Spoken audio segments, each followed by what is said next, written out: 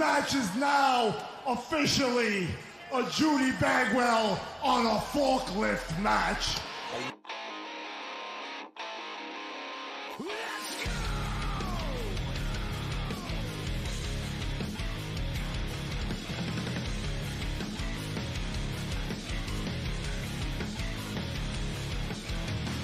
Broken, thankless, push you down, open.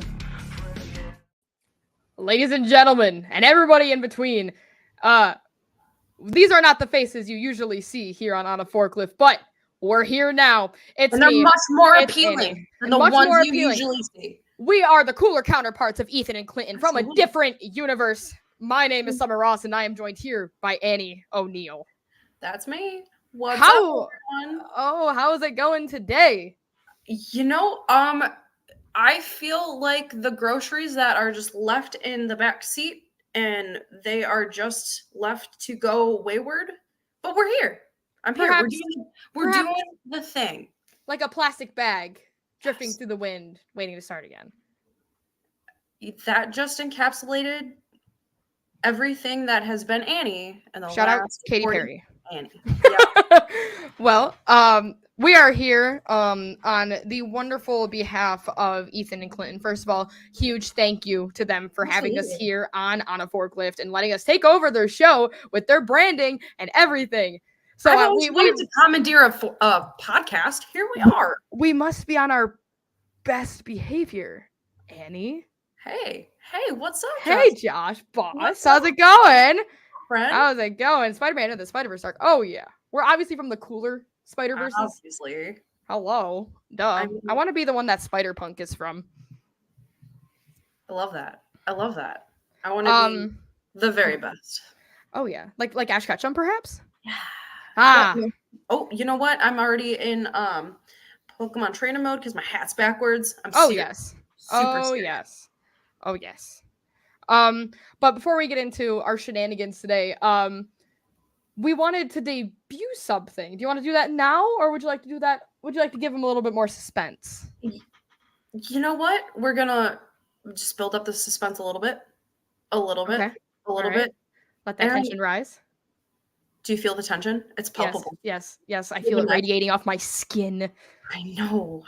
Can you feel We it? are interlinked right now. Me and Annie have always been on a different level than everybody else because our brains really have been chain linked like this forever.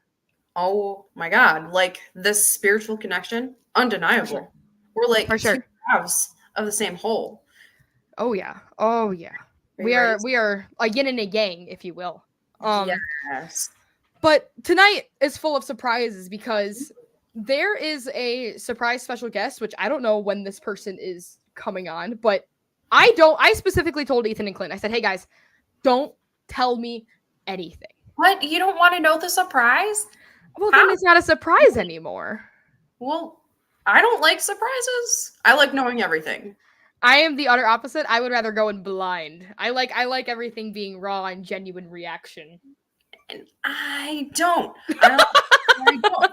The yin and the yang. Here we are. But I have a surprise that I wanted to debut on a Forklift podcast because these viewers deserve all of the surprises. Drum roll. What are you debuting?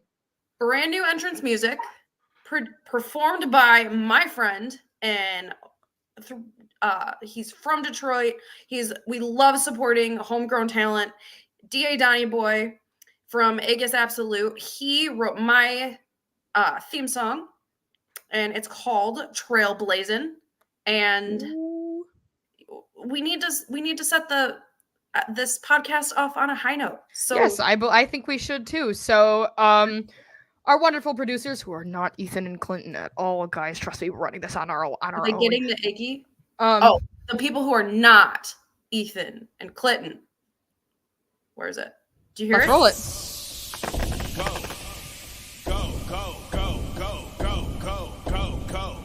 I am the first of my kind. You can compete, but only in your mind. The future of the business just arrived. Be lucky if you're worthy of my time. And I'm going hard, I refuse to coast. When it come to accolades, I'ma do the most. So you better speak low when you brag and boast. Or get set ablaze if you get too close, cause I'm trailblazing. Trailblazing. I'm moving forward, leaving flames behind me. Yeah, I'm trailblazing. Trailblazing. I'm moving forward, leaving flames behind me. Yeah, I'm trailblazing. Trailblazing. I'm moving forward, leaving flames behind me. Yeah, I'm trailblazing. Trailblazing. I'm moving forward, leaving flames behind me. Go. Go. Go, go, go, go, go, go, go, go. These here ropes are my domain. On my list, I'ma add your name, and I'm gonna show you I don't play no games, whether superstars or no names. Hear what I say, watch what I do. Stay in your seat and admire the view. Remain out the way when I'm firing through, and hope when I speak that it ain't about you, cause I'm trailblazing. Trailblazing. I'm moving forward, leaving flames behind me. Yeah, I'm trailblazing. Trailblazing. I'm moving forward, leaving flames behind me. Yeah, I'm trailblazing. Trailblazing. I'm moving forward, leaving flames behind me. Yeah, I'm trailblazing. Trailblazing. I'm moving forward, leaving flames behind me. Go. Go. Go, go, go, go, go, go, go, go. The future is waiting for me. I keep pushing forward as I paint my story, and the haters is hating, they can't adore me. Too bad because they can't ignore me. History won't conceal me. Them criticisms don't feel me. If they reaching out, they gon' feel me. Cause I'm a champion, always will be, cause I'm trailblazing. Trailblazing. I'm moving forward, leaving flames behind me. Yeah, I'm trailblazing. Trailblazing. I'm moving forward, leaving flames behind me. Yeah, I'm trailblazing. Trailblazing. I'm moving forward, leaving flames behind me. Yeah, I'm trailblazing. Trailblazing. I'm moving forward, leaving flames behind me. Go. Go. Go, go, go, go, go, go, go, go.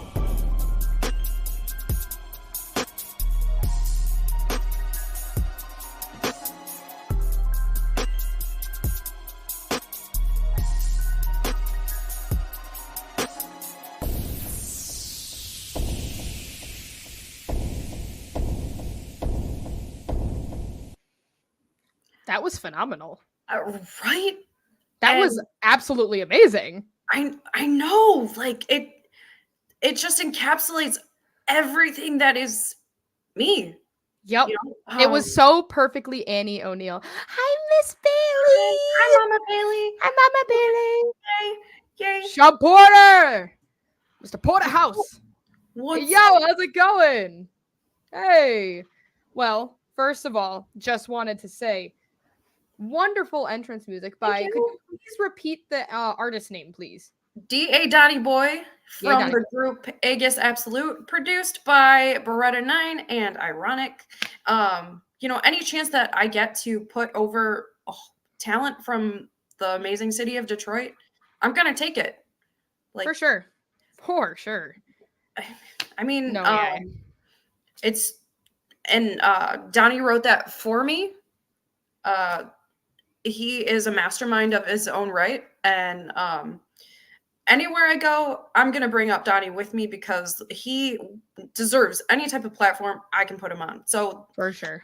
yeah, Yeah, no, that was awesome. you. And I mean, Thank you. you know, it's everybody's dream to have like a song or like an entrance you know, like Right.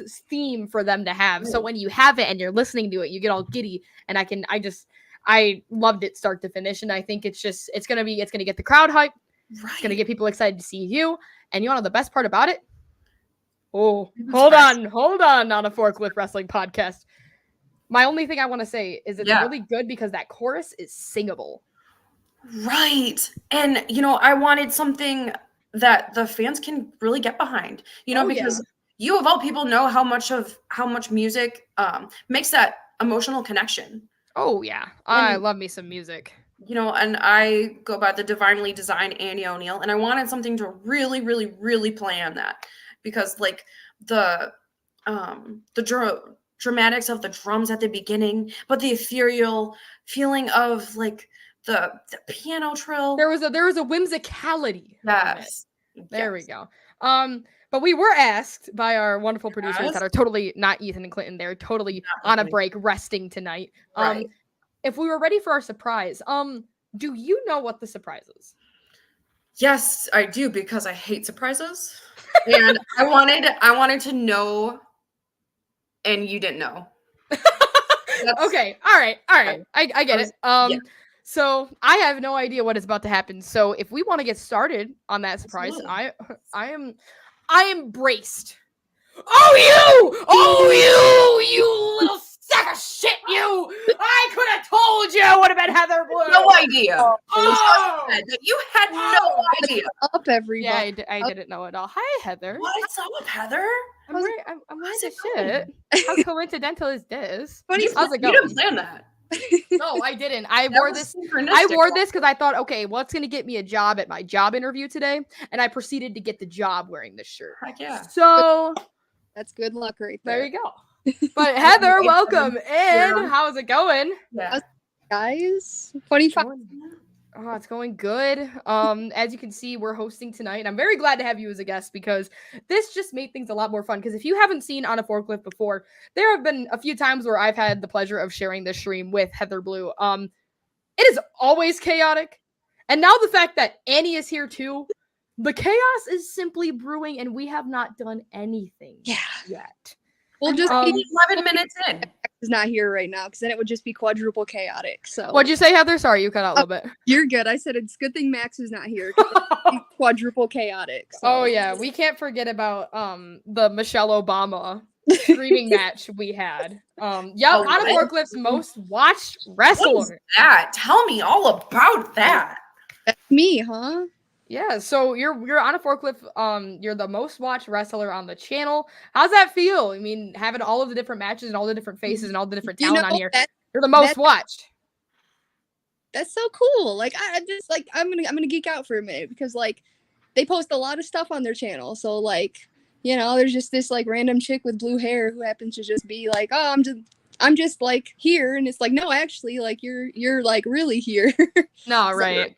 hey, No, shoot. never just say you're just here, Heather. Yeah. You have been trailblazing, in the wise words of Annie's song, trailblazing throughout the entirety of the independent wrestling scene. And for you to gain that title is not only earned, but it's respected because Oh, thank you. you bust your ass. Everybody can see it, you know? So being able to, get that title, especially from On a Forklift, it's very nice to have somebody like you holding that title. Oh well, I'm very honored to hold Unless it. you earned it.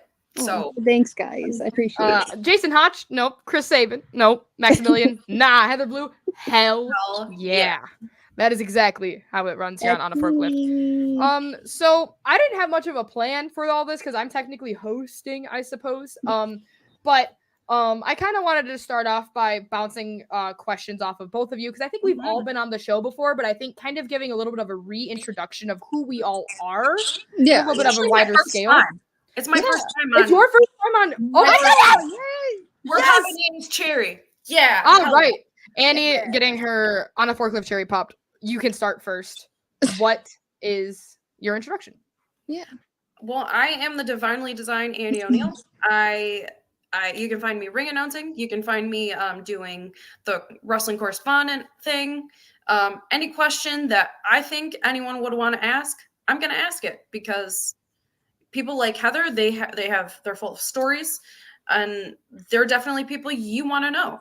So I love using my platform to put people like Heather on a pedestal because she deserves it. One of the most prolific women's wrestlers in all of the Midwest. So You guys are so good to me. I do Oh, what I yeah. can. Unless I'm on commentary at New Edge, because then I bury the shit out of you. You know, that's called getting humbled. It keeps me humble. You just Doesn't gotta go help me back and listen humble. back to that commentary track. Like, I'm humble. I'm humble. I'm humble. Yeah. This is Annie's first appearance on the podcast, but she has appeared on a Forklift Presents Oops All Bangers to pre-show and bring down the Dream House pre-roll. That is true. That is But true. it's the first time on the good old 8 p.m. Thursday night podcast. Let's move it down to Heather. Heather, people for some reason don't know who you are. Please just give us a little bit of an introduction. Give us an idea of who is Heather Blue. Yeah, you know, I'm super good at introductions, so we're just gonna, you know, the sarcasm is real there. But so hi, Heartless Heather Blue here. I am apparently a pretty alright women's wrestler from Michigan here. So yeah, I just enjoy doing what I do, and if other people also enjoy what I do, like that's just an added bonus here. So Can we also Yeah. talk about your dogs and how much you love them? Because Yeah. that's one of my favorite thing about you. I is am talking about a your animals. big time animal lover. I am a dog mom. I am a cat mom. So my philosophy in life is if it has a paw, I say aw, because I'm not just a dog person or a cat person. I'm an animal person. You ask Max all the time. I'm always talking about how I just want to pet a bear. That's all I want to do in life. And he gets so upset with me. He's like, the bear will maul you. You can't pet a bear. Like they're vicious wild animals. And I'm like, okay, no, but like I feel like they would pick up on my good vibes though. Yeah. Bears are good vibe Not detectors. friends. You Why know. friend shaped? That's what I'm saying. You can't be that cute and that fluffy and that just like yes, Yeah, but the ears. ears. You just They wanna- literally are just little. Yes. Yes. So yeah, I am a big animal lover myself. They're so cute. I just love them. I just do. I still heard. I had a mic problem. Am I good? You're Yeah. good. Okay. You're good. But yes, my question, of course, you're talking about the how cute bears are. If bears are not supposed to be pet, why does Dungelskog, the IKEA bear, exist? Because he's cute. I mean, if I saw a bear like that, I'd hug it. And if I didn't see a bear like that, I would try and hug it. Yeah, like I don't understand like why put something on this earth that cute and that cuddly and then tell me that I'm supposed to be scared of it. Like Right. But I'm what? not. I'm But not. Oh my goodness. But yes, both of our introductions for my wonderful other two people in this call with me. I'm Summer Rawson.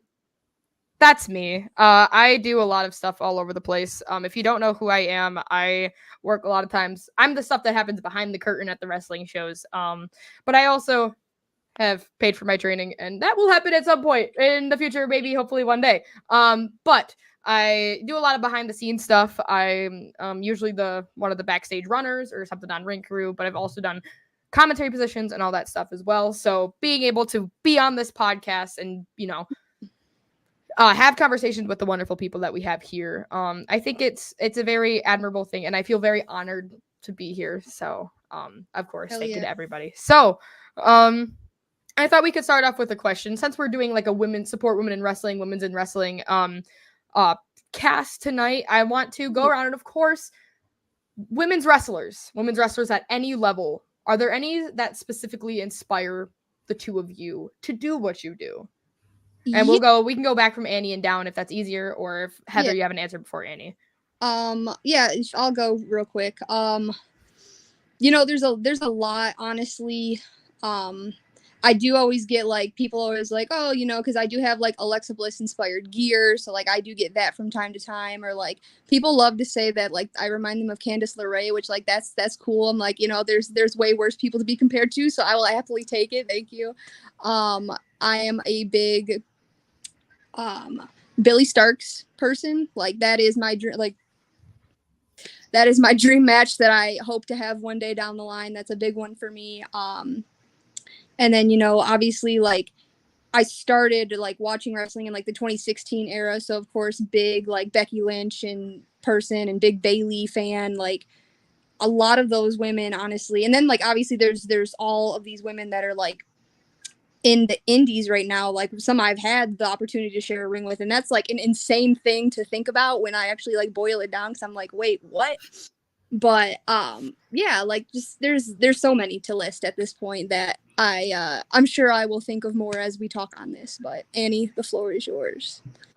One right off the bat, I have to hands down is Charlotte Flair. I think she does a lot of stuff behind the scenes to elevate the platform that women are given. I feel like she's one of the women who really legitimized this new generation of women. And just what she does in her own right to bring up other people with her. That's something I really, really, really love. Rising tides lift all boats. And, without each other, who do we really have? I really think that Charlotte is a huge player in that. Besides the lovely Heather Blue, of course. One other woman that I really, really, really appreciate everything that she does, Allison Kay. She is not only is she a dynamo in the ring, she's also a jiu-jitsu practitioner. So she's polished in every aspect of the game. One of the most wholesome people I know. And if you ever get the opportunity to talk with her one-on-one, do it. Because she's been a lot of places, but she's going places. Right. Yeah, I've also been able to have conversation with Allison Kay. Mhm. Very, very insightful mind. I'd say she's definitely up there with the people I look up to most. She's so sweet, dude. Oh yeah. I think when it comes down to like drive and attitude, Allie Catch is a huge one for me. Yeah.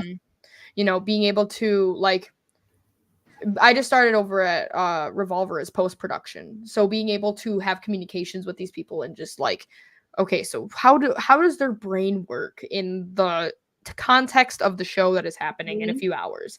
I used to pick the brains of, I still do, but this was like before I was in the places where I can sit and like observe and take in that information. Allie Catch is up there for sure.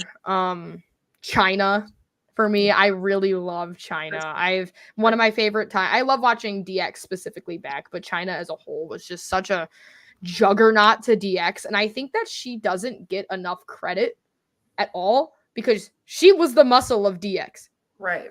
Nobody else was. It was Right. China, Mhm. and she was the only one who successfully played that muscle role. So China for sure. Of course, you got to throw in the Rhea Ripley in the hat. Love her to death. I literally have a poster of her that's right here. I love her as well. Very sad that she had to drop the title. And I think to round it off, Chris Statlander. Chris Statlander is somebody that I follow heavily. And it all started, I got hooked on her. It was a match between her and Orange Cassidy. They did, I think, at Pro Wrestling Guerrilla. I love that match so much, and like not even but I don't know, it's the way that she can play like a very large tanky wrestler but then turn around and be like the alien gimmick that she was doing where she didn't really know what was going on and she was like doing the boops on the camera or like doing that simple back and forth little gimmicky match with Orange Cassidy. Love it. I love it so much. And I think those are like the trailblazers for me when it comes to inspiration and it comes to looking in the future in this business. And then of course, like, you know, you're Samantha Irvin, like people that aren't like the wrestler like talent, but more so that production talent. Yes, the people that help the show. Yep. Aubrey Edwards, you know, like it's the people that are a part of the show, and the show would not be happening if that person was not in that place at that time. Samantha Irvin has been getting a lot of heat for her level of passion that she exemplifies. And what is wrestling without passion? It's not. Can you imagine these people? We're just shouting out without the passion they bring to the ring. How boring! And here coming to the ring today, we have Heather Blue. Yeah, and like no, more like passion, more energy. Thank you. I think if I heard that, I don't think it would be easy to be excited at all. And that's why we have Samantha Irvin, we have Annie O'Neal, who puts that passion that we search for into the words in the ring. And this is why we are still having the support women in wrestling conversation, because we are told to bring the passion, but we still are told to tone down. Yep. It drives me insane. Like, and the worst part about it too is, like, nobody is perfect. Obviously, Samantha Irvin, I think, is a wonderful ring announcer, and I'm not saying she has any. Like, I'm not about to call her out on anything, but I'm saying even if she was perfect, she would still be getting heat simply because she is a woman of color in the ring doing production work. Yeah, and that's so frustrating. That is so frustrating. Like, and even when it comes down to like if you're doing half the work the guys do or double the work the guys do when it comes to putting on a show, because again, in many circumstances it's a lot harder. Like, women take a lot more work to get over. You know, I'm going to say something pretty controversial. Men can get out of bed and just be mediocre and still get applauded for it. Women have to show up and do twice the amount of work for the little amount of credit that we get. And through all of the things that we face, we have to be perfect. Yep. No semblance of emotion at all, or we're labeled problematic. I have a problem with that.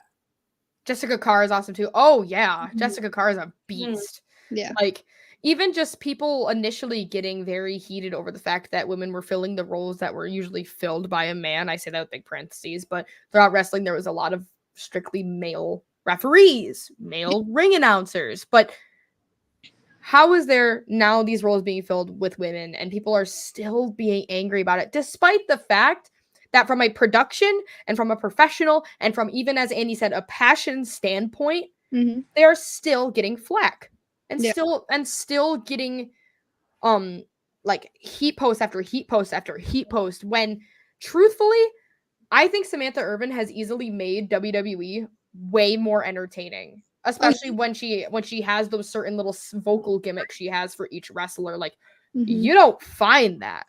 No. Go ahead, Heather.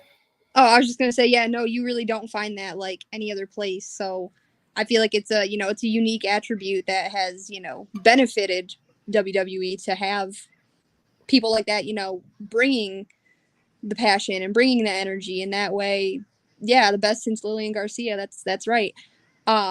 Yeah, like if that passion wasn't there and that energy wasn't there, this would be very like just lackluster, Yep. And Alicia Taylor, she's moving up from NXT and she's going to be is she Raw or SmackDown? I think SmackDown, but I'm not Samantha? No, Alicia Taylor, the announcer from NXT. Oh yeah, she's on SmackDown now. Irvin is on Raw. Got. And I couldn't think of two better individuals to hold that spotlight. Yeah. And changing the status quo, and I'm all for it. Yeah. Absolutely. Sorry, I did not mean to cut you off there. I'm just seeing that we do have a question from the producers. It is, what brings you passion in your daily life or inspirations outside of wrestling? I can start if that's okay. We can go around me, Annie, Heather. We can go in a little triangle. Excuse me. So when it comes down to like outside of wrestling and passions and people that fuel those passions outside of wrestling, I have a lot of passions. If you know me, my catchphrase, I say this now to everybody that I first meet, is I'm doing 7 million other things besides this one thing. And I've find myself dragging inspiration from a lot of my close friends. Best friend Reese literally always has had my back for years now, and consistently proves to me that there will always be someone for you. Of course, I think a lot of my creative inspiration, it definitely comes from like the media I intake, whether it's watching a TV show or watching a movie or watching like a sitcom, even it makes me wow, I really want to do that. Like how do I do that? And I think the biggest person right now in my life that has been really pushing me forward is my sister Kaylee. I don't talk about her much on like my social medias and stuff, but when I do, I talk about her. She is recently now a engaged woman. She got proposed to back in November. And she has not only been the person that understands me the most in everything I do, but also like not only does she drag me out of my dark parts, but she also understands those dark parts. So instead of completely shutting it down, letting myself embrace it and understand why and where it came from. And even though she doesn't understand half the shit I do, which is totally fine, I think for her to be there for me and for her to stick up for me whenever she can is very honorable, because, what's a sister if not to be something to lean on and a forever friend? So Sure. A lot of my stuff comes from personal people. I could rattle off celebrity after celebrity, but I'd rather highlight people who will hear it and will appreciate it more. So, Annie, take the floor for me. You're always so passionate, and I'm just vibing off that energy. I one of the first things that you said in this in your lovely monologue, there are 7 billion things that I could be doing, but that one, like, it's the human personification of ADHD, and I just love it. I think I need like a big button on my shirt. I have ADHD. That's the gimmick. ADHD Summer Rawson. I find a lot of passion in working out at the gym. It's where I refine my mental health. The the reason why I'm so jacked is because of the amount of things that come to fruition through my workouts. It's where I channel my thoughts. And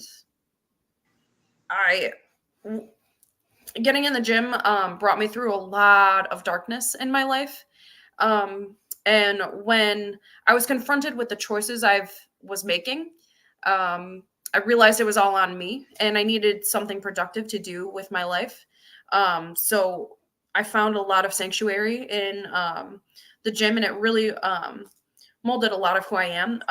I am a jiu-jitsu practitioner that found me in the heart of COVID. I went through a huge loss, and instead of losing a lot of my time to grief, I found this art that is just so happens to be martial, and one of the greatest forms of self-expression. I've been doing it about next month. It'll actually be 4 years, which is crazy, because when I first started, a lot of people were like, "Yeah, okay, you think you can do that?"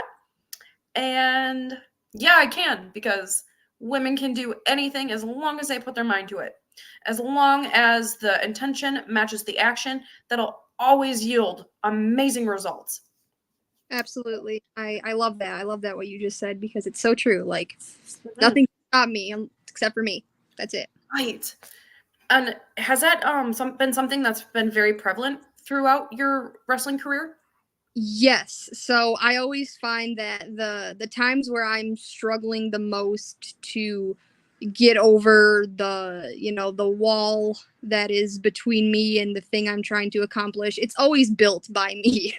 Sure. So there is really, whether I get outside influence, to help motivate me or whatever else, the influence or the motivation comes from, it's only me and my actions that can, of course, make the thing happen. So, it very much helps to have other people believe in me, but it's really having them believe in me that makes me believe in myself, that gets that point where it needs to go. So yes, I am very big on, I am the only thing in my way right now, like, period. I love that. Yeah. And and that's the crazy thing about like being somebody who has a passion about whether it's a business or a art or a work. Like, most times your limits are built by your own self, thinking you are protecting yourself. When you're really not. You're actually very much limiting yourself. That's something like I've always been super proud of. It's like you really just gotta take the jump and take the leap. Like, we talked about the Spider-Verse movies earlier, and all I could think about is the scene where Miles just has to look over and he just has to take the fall. You really just gotta fuck around and find out, see what happens. Whatever happens, because that's the course your life is going to take you. And a lot of times it's just the big problem that people have is they limit themselves and they put themselves in a box because, one, it's either personal safety, they think it's going to harm them, or the pleasing of others. So, like, it's something I've learned a lot recently, like, as somebody who has a gender identity that is kind of in the middle of it, of all of it, and realizing that, like, that really plays a factor in, like, your femininity, and, like, thinking about, like, how you think about, taking a leap. Like, women can do whatever they want and what they put their mind to it, but you're set in a mindset where, like, the society around you will not allow that to happen. So when, you start to build these walls around yourself because you think you're not going to make it. You think you're not going to be there. You think you're not going to be strong enough, tough enough, fast enough, smart enough. But in actuality, just being able to put yourself to that and put yourself to a goal or something. And even with something like me, like, I have always been a very, I don't want to say feminine person because I dress very masculine, but I really believe in that divine femininity. 100%. So, and even though I may not be exactly a woman, I really can appreciate that divine femininity that really sits within me and that female rage I can feel. And I want to touch on that, what feminine energy really is, because words construct the reality in which we live in, but if I say the word feminine, that has a negative connotation to people. But we have to challenge how we've originally approached things. So feminine energy is the willingness to surrender, to have faith, to listen and invite things in. To be the bigger person. Sometimes you got to be a little petty. Sometimes yeah. Because that femininity can be taken advantage of, and that's where that masculine energy steps in. It builds boundaries. That masculine energy tells people no. Right. Yes. And, making sure you channel both of those very differentiated, but also in very distinct ways is very important. Heather, we weren't able to circle that question back to you. Did you have a specific response you wanted to give to that outside influence? Yeah. Oh, I was going to say, I'm pretty much an open book. Obviously, wrestling's the big one. But outside of that, animals. Animals takes the cake, number 2. I do have a little bit of a passion for beauty and stuff like that in general. That is part of what I do for a shoot job. So, because I work in a spa, so obviously I have to have a little bit of a little bit of love for that. But really, those are the main 3 things for me. So yeah, was really if I had to break it down into a core of 3 things.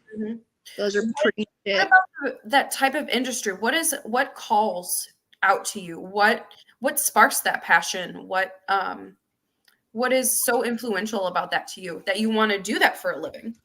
I would say mostly it's about making other people feel good about themselves in a way.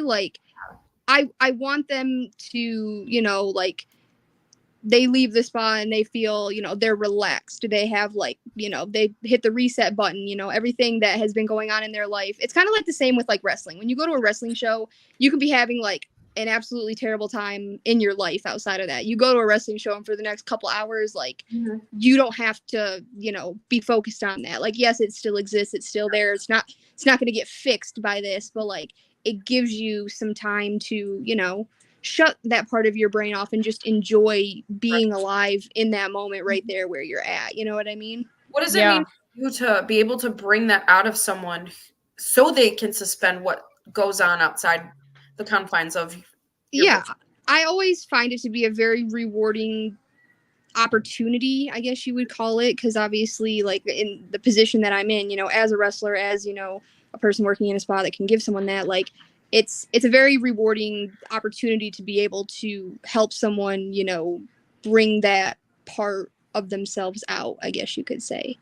I just like making other people feel good, you know what I mean? Because I like to feel good, and I think bouncing that kind of energy around in the world and, not the negative, crazy BS that a lot of other people and a lot of other things bring out into the world. I don't know. I just think you get what you put out into the world. So 100%. I like to, put good things out, and I hope that good things come back to me. Yeah. And that's so important too. With the wrestling business, so much of it is emotion based, you know, as much as it is physical and it is training and it is conditioning. You got to have that knack. You got to have that character. You got to have that. You're able to draw emotions out of people to not only suspend their belief, which is already hard enough. Having people suspend belief, whether that's sitting down to watch a movie. So many people are oh, it's fake, it's fake, it's fake.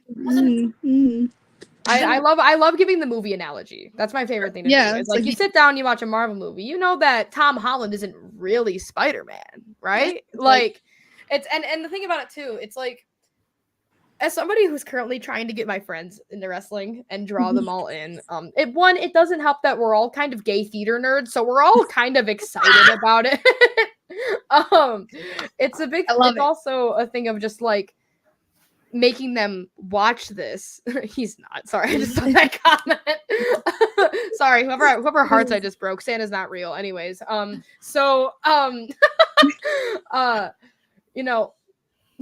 sorry. But having these people who already have predispositions about it, it's not exactly real, but just sitting them down and going, just watch. Yeah. Just let yourself let that little worm, that little realism worm in your mind just exit out of your ear for give me 2 hours. Yes. You And- almost felt this. Go ahead, Heather. Oh no, Oh, all I was yeah, gonna say was it follows into like making sure that like one, of course they might know it's fake, but making sure that what they're watching is something they're comfortable with watching too. Right. So, anyways, I don't know who was gonna speak first. Go ahead, Annie. It's like the concept of believing in magic. It doesn't exist if you don't believe in it. So if you're already going into a show with this, oh, this is stupid. This is fake. Like you're going to miss the entire point. Yeah. Sorry, that voice just caught me so off guard. I didn't know I'd hear like high school prep Annie. Like, oh my gosh, it's so fake. I can't. Why are you dedicating so much goddamn time to this? Oh my god. Well, it's like there's two of me. Heather, did you have any notes you wanted to make?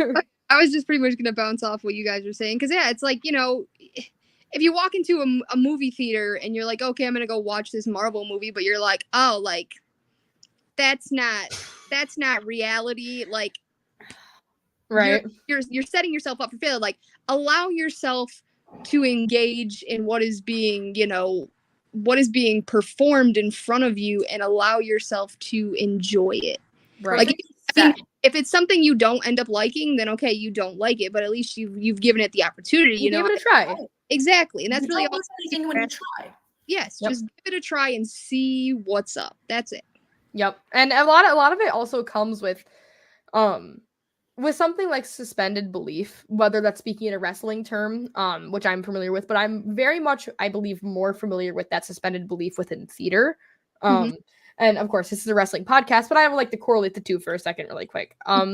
So with suspended belief, a lot of it also takes the putting down the walls of a childlike nature.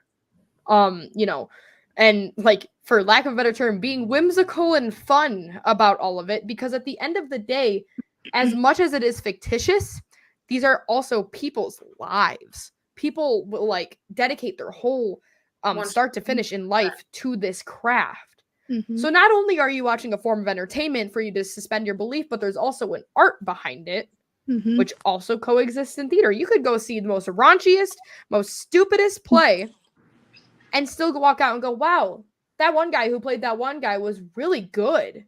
Mhm. Like, it's an art form, it's a story, but it's also entertainment. And I think the differentiating of the three, or like the differentiating of art and entertainment, is very weird to me when it comes to both sides of it, whether it's theater or wrestling. But a big part of it that plays into both sides is that suspended belief. Mhm. So getting somebody who's got a hard shell around them and, you know, doesn't lean into anything that's make believe, I would say. I don't want to say make believe in terms of wrestling, but make believe in general. You know It what? really takes a little bit more of a push for them to look at it from a different perspective. You know what? I would almost argue that they're almost synonymous, because there is a whole production that goes into a wrestling show. There's tension, there's intrigue, there's betrayal, and there's highs and there's low points. And then when it ends, like, it circles back to that moment. Yeah. Yeah, like it's a whole thing. Like, you know, if you watch a wrestling show from start to finish, you know, everything may not be connected as one to the degree of everyone who is involved in that show is, you know, involved in storylines together type deal. Obviously, it maybe isn't necessarily as, you know, consistent in that sense, but like, if you really look at it from start to finish, like, there is a story being told. And if you come back show after show, you can continue to see these stories within stories being told, and, you know, you're getting that payoff. So, you know, it's an investment, but if you can tune in for the first part, or even if you tune in for the second part and then you go back and watch the first part, so you can get, it's like watching a sequel, and then you got to go back and watch the prequel so you know what's going on. Like, that's it. And that's why, like, 2 points I have. Like, one, that's why it's so important, especially independent wrestling, to be documented. Because let's say hypothetically you're the first time you're going to insert promotion here, and you want to know what happened last time. That's why people like on a forklift are so like needed in wrestling, because then you can look back and go, oh, okay, so this happened and this happened and this happened, especially because independent shows aren't running weekly like the normal, the usual. So that not only does have a big memory, like a memory factor in it, but being able to go back and relive or rewatch what you originally saw going into the show is so important. And like looking at wrestling now as somebody who had the opportunity to study like a really intense Russian acting technique. Like I'm sitting back and I observe the whole show differently now. It is so weird to watch wrestling because now I'm looking at not the way the head is landing, so the move is being made, but instead what face are they making while they're doing it? What is their body doing? What is their general demeanor as they wrestle? Like, and that's what I've had a lot of fun dissecting over the past few months after doing my first year of college and having taken classes that have taught me these things. It's like it opens your eyes as a performer, but as an observer too. Like, and even in theater, it's even as the comment said, wrestling is theater and theater is wrestling. They're all very synonymous in the way that they work, whether it's the production side of things, the professional side of things, the entertainment side of things. They are synonymous and you can't break them. You can't say one is different than the other, vice versa. There's different factors for sure. But at the end of the day, they are characters. They are telling a story, and it is start to finish a story. Heather, I have a question for you. Yeah, what's up? So, based off what Summer is talking about, and you have these fans, like they kind of almost need an invitation to like it almost. I mean, someone who's never seen a wrestling show, they don't know how to engage. What do you do in your own lane to kind of bridge that gap between someone who might be a fan and who could be a fan?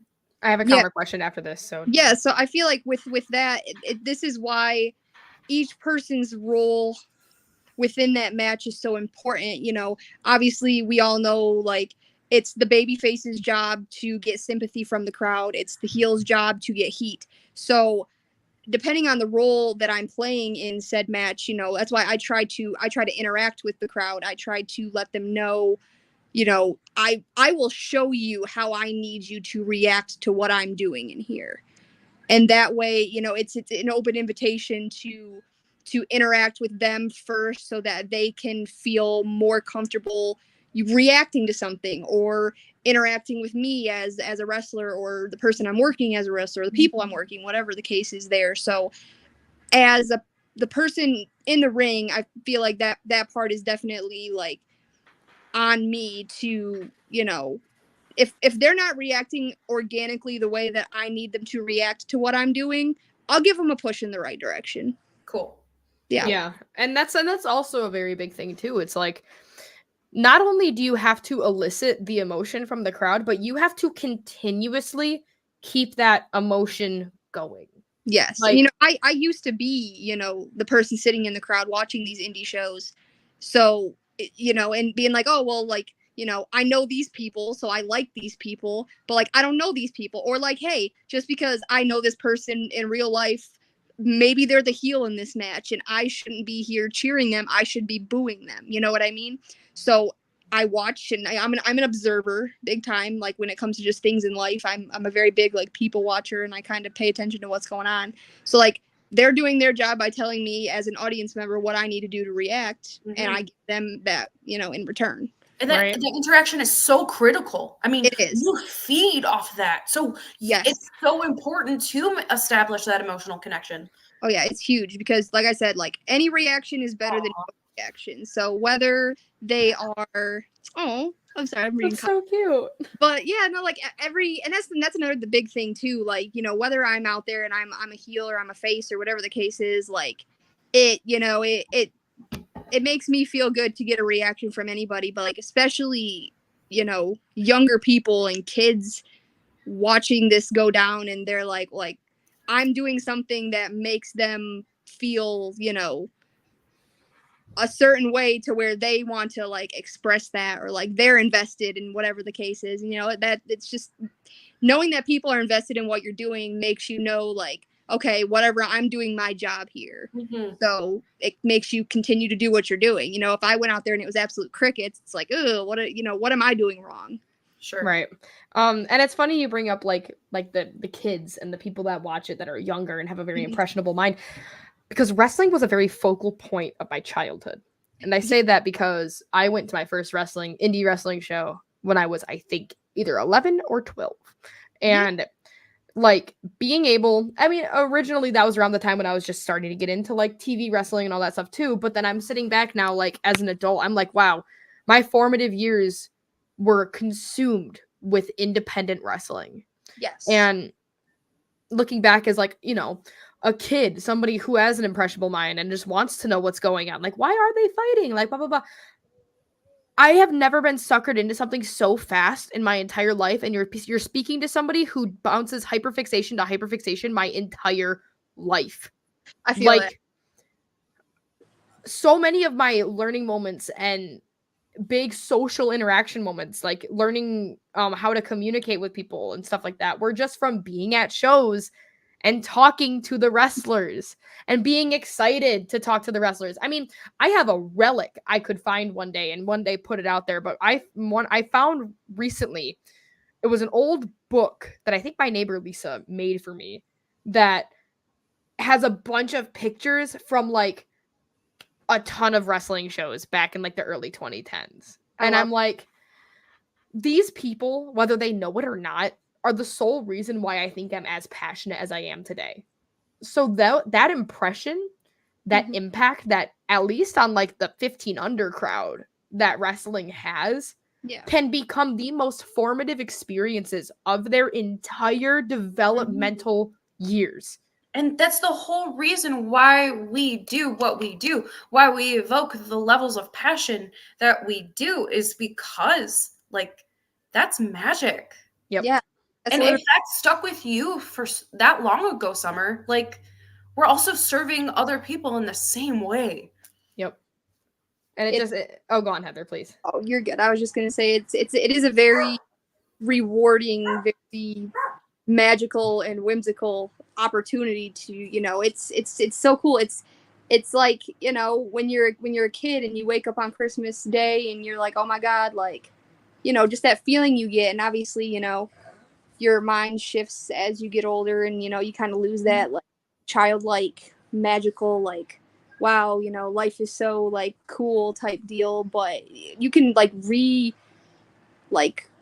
replace that in someone's life for even just like 8 to 10 minutes when you're wrestling. And that's kind of a really cool concept to me.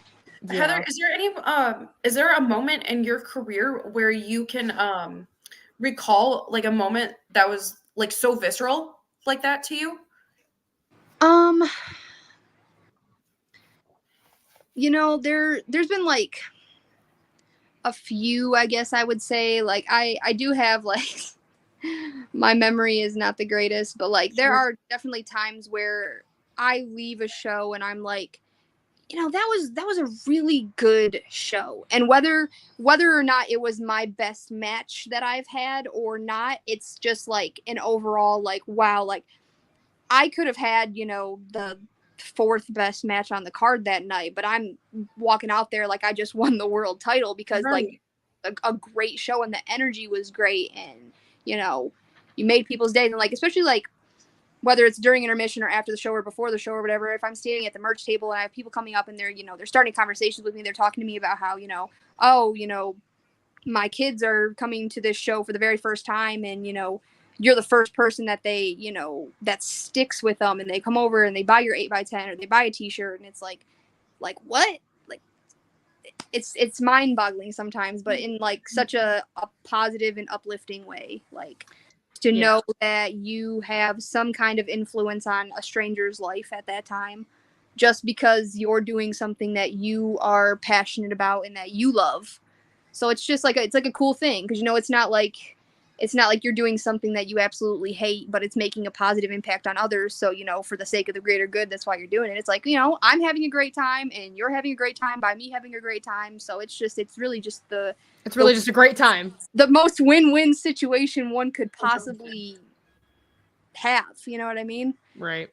And, you know, you talk about like you going out there and, you know, you turn into Heather Blue and whether you're the good guy or the bad guy or you're something in between. I was wondering, this was the question I had earlier when we were talking about like the acting side of it. Is there Is there any specific thing that you have to do to like, okay, I'm starting to get into like this character I'm about to portray when you go out the curtain? Because at least for me, whenever I'm doing any sort of performance, I always make a playlist based on the character I am performing as. I love that because music is such a powerful thing too. Like before I found wrestling, music was what I thought was going to be my biggest like life thing. Like I remember being in high school. This is a detour real quick, but I remember being in high school and like my whole thing was I'm going to be in a band. That's what I'm going to do. Like I don't want to go to college. I don't want to do none of that. I'm going to do this. And obviously I did not end up doing that because I found like I took music lessons and all this and that, but like going back to the conversation earlier about how you're the only person standing in your way, I could never get out of my own way. You know what I mean?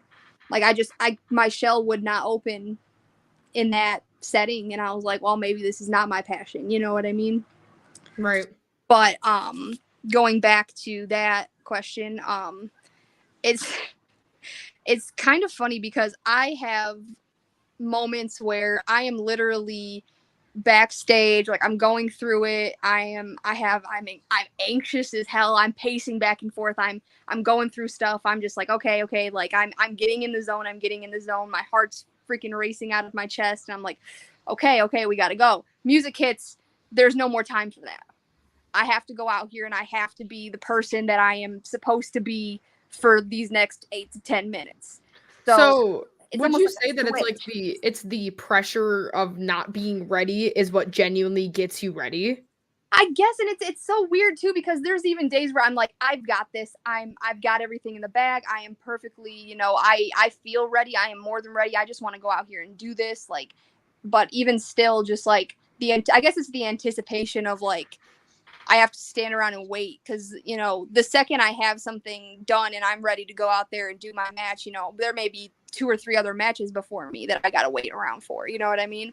So the whole time I'm just there, I'm repeating in my head, okay, this is my role today. This is what I have to do. This is where I am.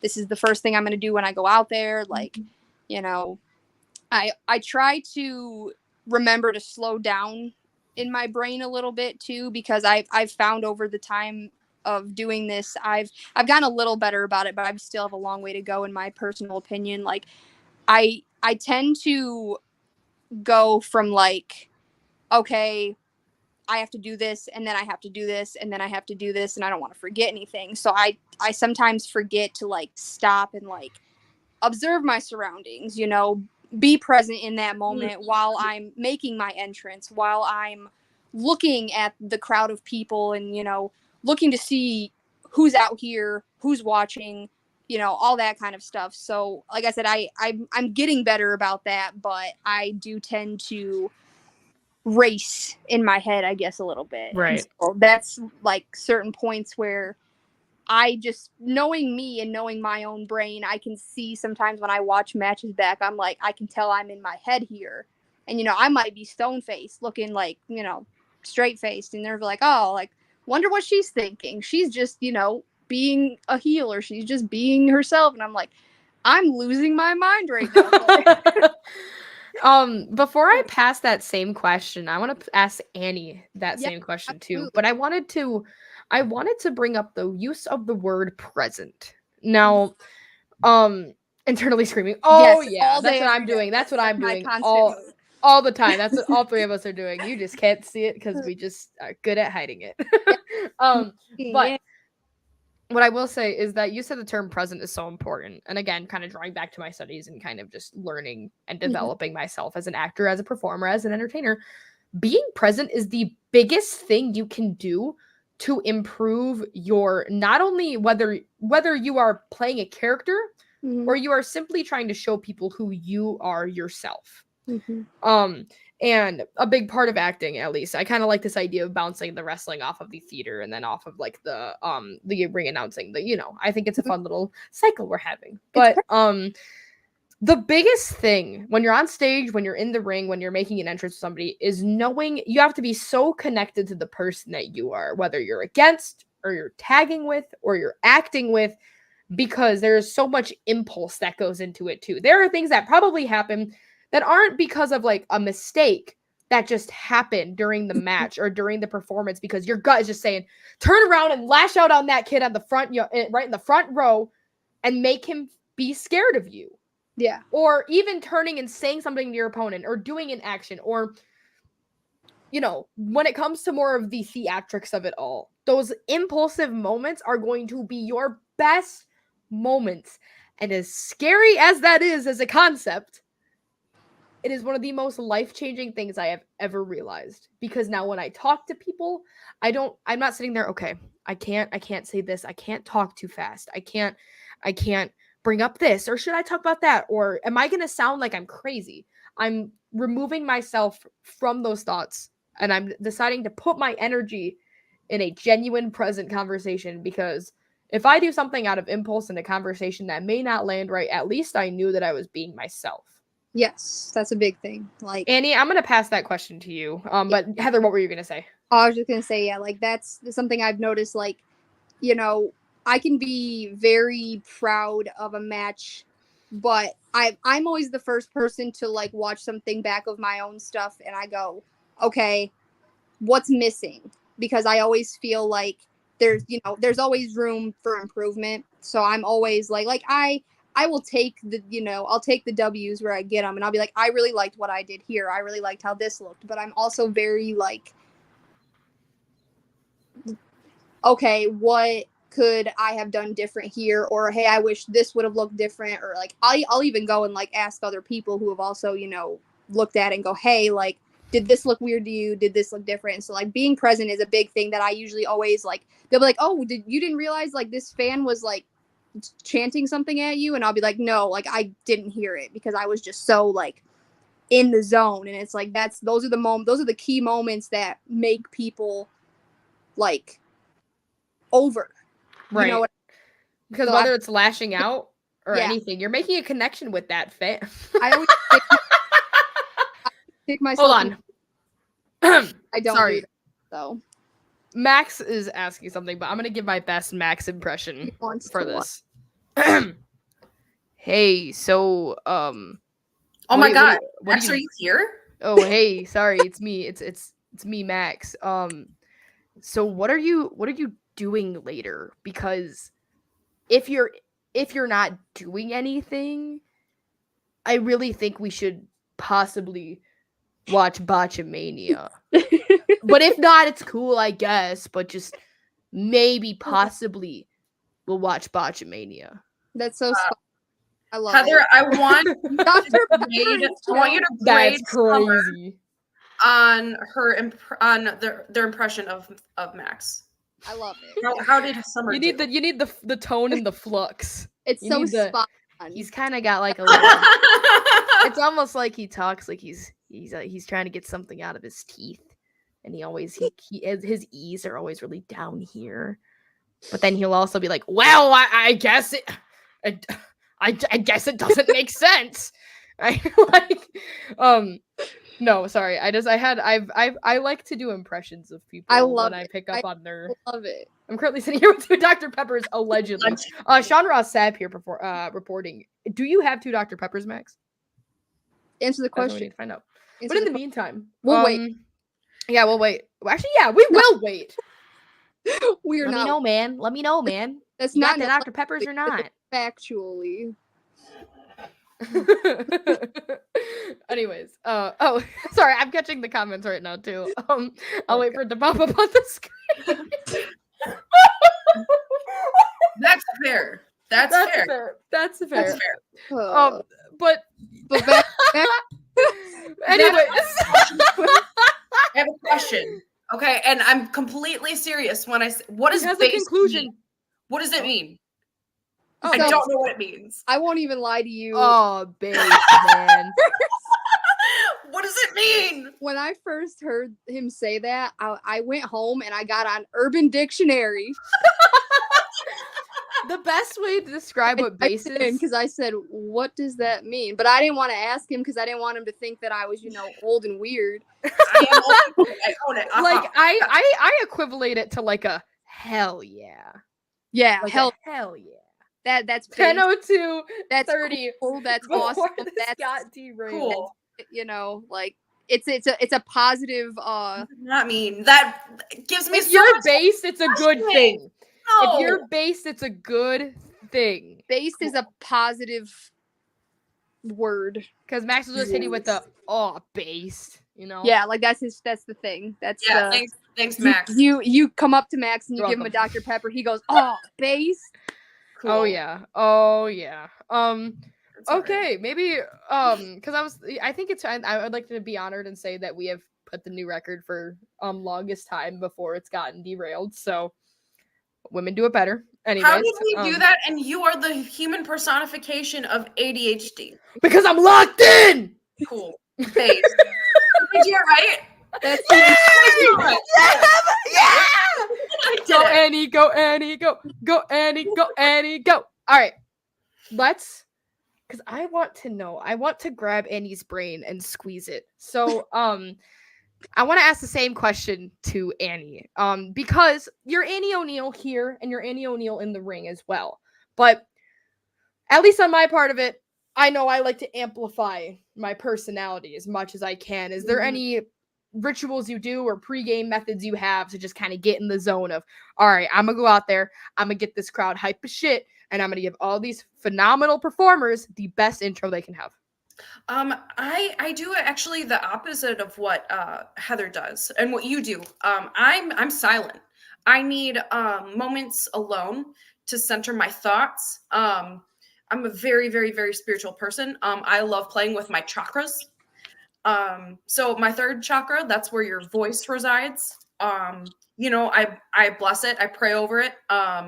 You know, I set the intention to bring the highest, most positive version of Annie to life, so I can lead everyone who's watching.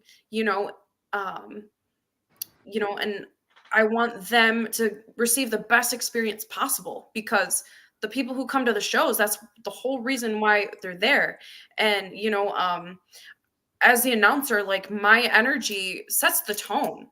And if I'm all out of balance, then I feel like it yields similar results.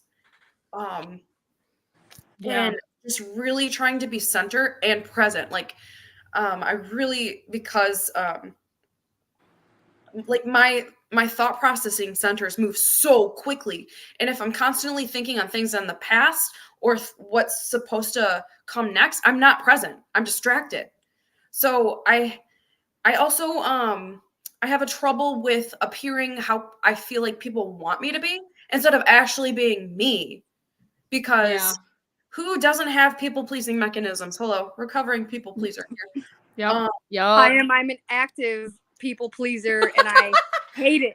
We gotta get you out of there, man. We gotta get you out of there. Ask Max. This is why we're such a perfect balance for each other, because he is, like, I'm not pleasing anybody. I'm gonna be myself, and if someone doesn't like it, like, they can kick rocks. And I'm like, oh, but what about this? And he's like, no, what about this? Certified hater. Right. Yeah. I feel like many men, I mean, I'm not a man. Like, they don't entertain qualifiers. Like you just said, what about this? What about that? Like, No. who the fuck cares? Yeah. Right. We gotta do what we want to do, and not because we think it's what people want for us. Like, that's not what we want. Exactly. Dude, and it especially sucks. Oh, go on ahead, Heather. No, I was gonna say you're good. Go ahead. I was gonna go on like a little like side note there. So please stay on top. We will take the exit and come back to the detour. So for me, at least with somebody who really struggled with people pleasing, I struggled with people pleasing at the worst time of my life, and it was when I was having many identity crises. So I was kind of stuck in a spot of, okay, I'm trying to figure out myself, but I'm also portraying myself in a completely different way so other people can understand me. So it took a while for me to kind of like accept the fact that I was a more masculine being, and I feel so much better now that I've leaned into it, because I've been so worried, like, oh, what if this isn't acceptable, or this isn't right, or blah, blah, blah, blah. Shut the fuck up, okay? Because here's what's going to happen. You're going to be you, and you're going to be the best you can be, and let yourself have open room for mistakes. Because in those times where you are having identity problems, or even just people pleasing as a whole, Mhm. you are so afraid. The main reason people please, in my opinion, is they don't want to hurt, upset, or make a mistake. Mhm. Defense mechanism. Yes. And that's the worst part about it too, because most times the people you're people pleasing for and stepping on eggshells with are people that are not going to be in your life for a very long time. Literally. It liked you. Nope. Yeah. They would not be giving you that much trouble, that much stress, or that much judgment to the point where you are scared to even make your own decisions. Yeah. They will not last in your life because either one, you'll realize that it's not worth it, or two, they'll wrong you. Mhm. So just speaking on that whole idea of people pleasing, especially in the wrestling business too. Yeah. Like as a woman in the wrestling business, I mean, Heather, like I'm sure all of us have experienced a moment of like, I can do that too, you know, or like a moment of should I be as brash? Should I be as loud? And that's something I even had to learn on commentary. Oh Like, yeah. like I could have been more like, oh, and then this, and then this, and then this. But then I realized I could truly put my energy somewhere Mhm. to whether it is me calling a match with Josh next to me or me just calling a match on my own, because I like to gab in my free time. I'll just yap and I'll just like call it as if I were there. Or if I am burying Heather Blue at a New Edge Pro show, I mean, I can't help it. I gotta put my energy somewhere. Hey, we gotta be humbled, and someone's No, I seriously do it just for the bit. Everybody knows that me and Heather are forward to it. I look and I'm like, okay, like that's another thing I love about like seeing certain people, you know, like you guys out there, you know, like at a New Edge show, I threw my t-shirt at Annie. Like I did that, or like, you know, I get in your face, whether you're in the crowd or you're on commentary or whatever. It's like there's certain people that like I can look, because especially as a person who, you know, sometimes struggles to be present, I can see someone that I recognize and that I know, like I know what your reaction is gonna be, because I yell at Heather. I can tell life on TV. She's watching Bluey in the background. But Max kind of got your ass. But like I can see someone out in the crowd who like I can recognize, and it helps me to know that like I know what your reaction's gonna be, because you're gonna do whatever I need you to do, and I can't guarantee that from somebody that I don't know out in the crowd. You know, I'm still gonna do it because it's my job. But if I need to like focus in on one specific person, and I'm like, I need to get heat right now, I'm gonna, you know, smack Summer Rawson in the face. I need to get heat right now. I'm gonna throw my t-shirt at Annie. Like, you know what I mean? Like, let me tell you something, Heather. There was one Metro Pro show where I think I took my grandma. This was before I kind of started doing the job of gear running. And I remember it was one time that I specifically asked, I'll pay my ticket. I'm not gonna work. I want to bring my grandma. Yeah. And you were wrestling that night, and you know, I didn't tell her anything about you because I just wanted her to experience that natural energy we have between each other. And it was one of those moments you shove me as you do. You smudge my glasses, the whole nines. Nice. Grandma Sharon is pissed. Dude, she sat there like this the whole match. And I looked over at her and I'm like, Grandma, hey, you okay? That was a good match. She was like, why did she do that to you? And I was like, well, and I try not to kill the business for her, because she grew up with the business and she doesn't like to see she'd rather just be there and, you know, get rid of that reality. And, but then we get into intermission and she's still there, like tapping her foot and stuff. And I'm like, Grandma, can I tell you something? And she's like, why is that you're going to go push her back? I'm like, no, Grandma, I'm not going to go push her back. And I kind of had to break down like, that's my friend Heather. We're friends. Your grandma got worked. I love it. She does it so people hate her and so people don't like her when she wrestles. And she goes, well, it sure worked. Well, it sure worked. And when I tell you, I think that was easily one of my favorite experiences, because that was also the same night that Adam Wick asked my grandmother out to a Red Lobster date, and he still hasn't held her to it. Shame on Adam Wick. How dare he? She hasn't been to a show in a while, which is fair, but you asked my grandma out on a Red Lobster date. Yeah, how dare you? And did you say her name is Sharon? Yeah. I love that, because that's my grandma's name. That's all. Hell yeah. Is that Speaking of wrestling, shout that out to right? Xander, or Xander's what grandma? Is that what that comment said? Xander's grandma. Debbie is awesome? She's Oh, Oh yeah. God, No, dude. I just think it's so. I think about that all the time. I think about how I don't see my grandmother angry often, but she does Yeah. that little grandma thing where they go. Yeah, it was very fun. I love that. I'm just Heather Blue getting heat with grandma. And Adam is rizzing up Sharon. So Yeah. where is the two sides of the same coin I'm happening? not bringing my grandmother to shows. I don't blame you. Oh, anyways, You guys want to know if Very dark yeah, wait, comment. I wanna hold on. I wanna revisit that little story you had, that little blurb, if you Heather, if you wanna revisit that. Annie, were you saying something? Sorry, I'm just making sure everybody's speaking. Yeah. No, I was just gonna rain on everyone's parade with a dark comment, but that's okay. I won't. Please do. Please do. Well, the only way I can bring my grandma to a show is if I bring my Ouija board. So, Am I allowed to laugh? Okay. Because here's the thing. I can't read when people are like, "Can I laugh at this?" okay. I really struggle with those kinds of things because like somebody will say that and like one time I'll be like, and they're like, "Why are you laughing?" I'm like, "I'm sorry." It's like, well, what? Well, you made the joke. Like- I don't know. If that's not how you cope, that's how I cope. Right. Heather, what was your little detour? What was your exit you wanted to take? That's a great question because I do not remember. Well, we can always throw a little. Oh, no. Forklift just went on another detour. Yeah, Yep, we're we are. we're fried. I think Annie's driving the forklift, and the forklift operator, and me and Heather are the two people sitting on the little. We're on the spokes. fork. Yep, we are. We are on. We're on a forklift. Oh my god. Sorry, brain just lit up like a We are 4th of July celebration. Did we break the fifth wall? I guess I did. We might have. I don't know. I love. You're all You're all certified. Yeah. Yeah.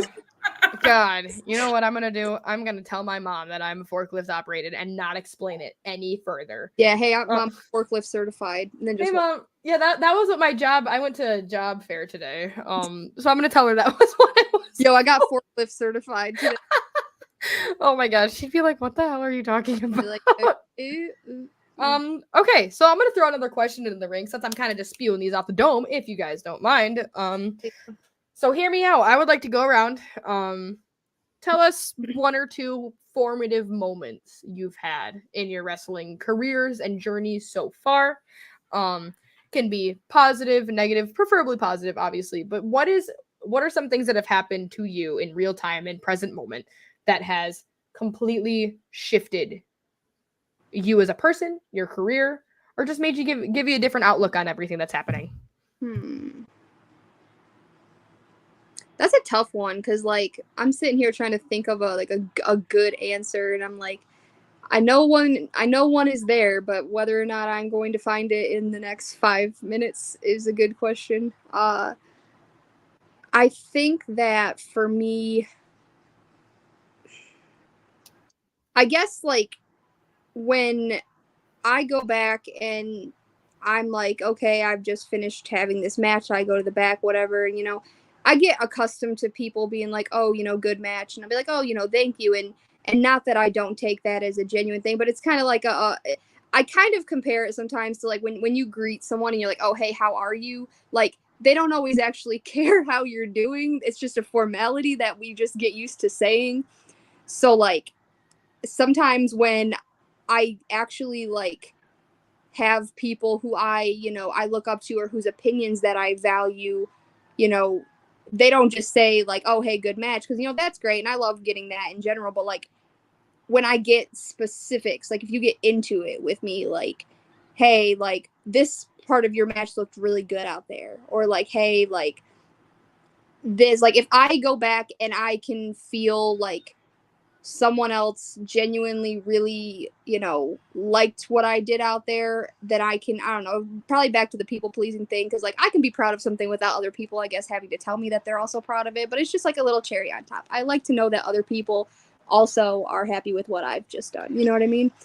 Can I piggyback really quick off of that? And the crazy part about it too is the people who won't just tell you good match and are actually the people watching are going to be the first people to give you criticism. Yes, and that's the big thing for me. Like, I don't know if other people have also experienced it. You guys probably have in your own respective rights, but like, I guess I do get a little bit of imposter syndrome sometimes. So like, someone can tell me like, hey, like I thought this was really good, and I'll be like, okay, like thanks. Like I'll take the compliment, but like I don't necessarily agree. You know what I mean? Like I do tend to get.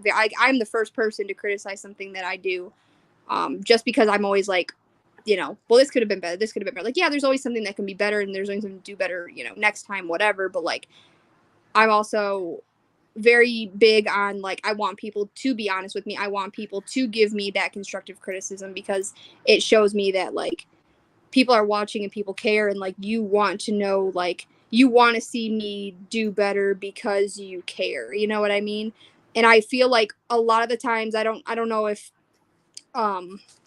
it's been super like obvious or not, but like for me, I feel like there are like certain people in life who feel like they have to coddle me as a woman, and they can't give me that straightforward, no BS constructive criticism.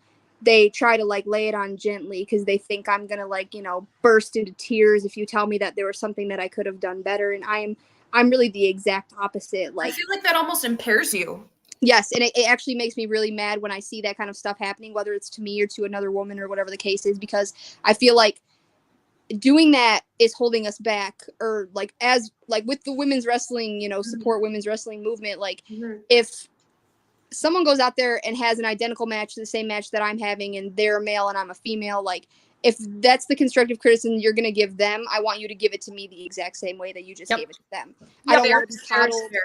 Yes, I don't want to be coddled. I don't want you to say, oh, like it was good for a women's match, it was good for this, it was good for that. And I do feel like sometimes, and I've probably been guilty of this myself too, like when you constantly have people doing that, sometimes you start to think like, okay, well then like I must be doing everything right. If you're not giving me any constructive criticism, like then I must be doing everything right. You know what I mean? And there's always that like, I mean, I guess I'm more so big on like I have to watch something back to know whether I thought it was good or not for myself. Like I'll be like, yeah, like it felt good, but did it look good? You know what I mean? Right. And I feel like sometimes overly like coddling women and telling them like, oh yeah, that was good, and even if you don't actually feel like that was the truth, like it starts to build, and then you will get some closed mind. Like there's probably women out there who like they become closed-minded because they're so used to everyone just giving them nothing but praise and no criticism, that they can't accept criticism because they're not used to it. Based off your response, yeah. Do you feel like it supports women if they don't receive criticism?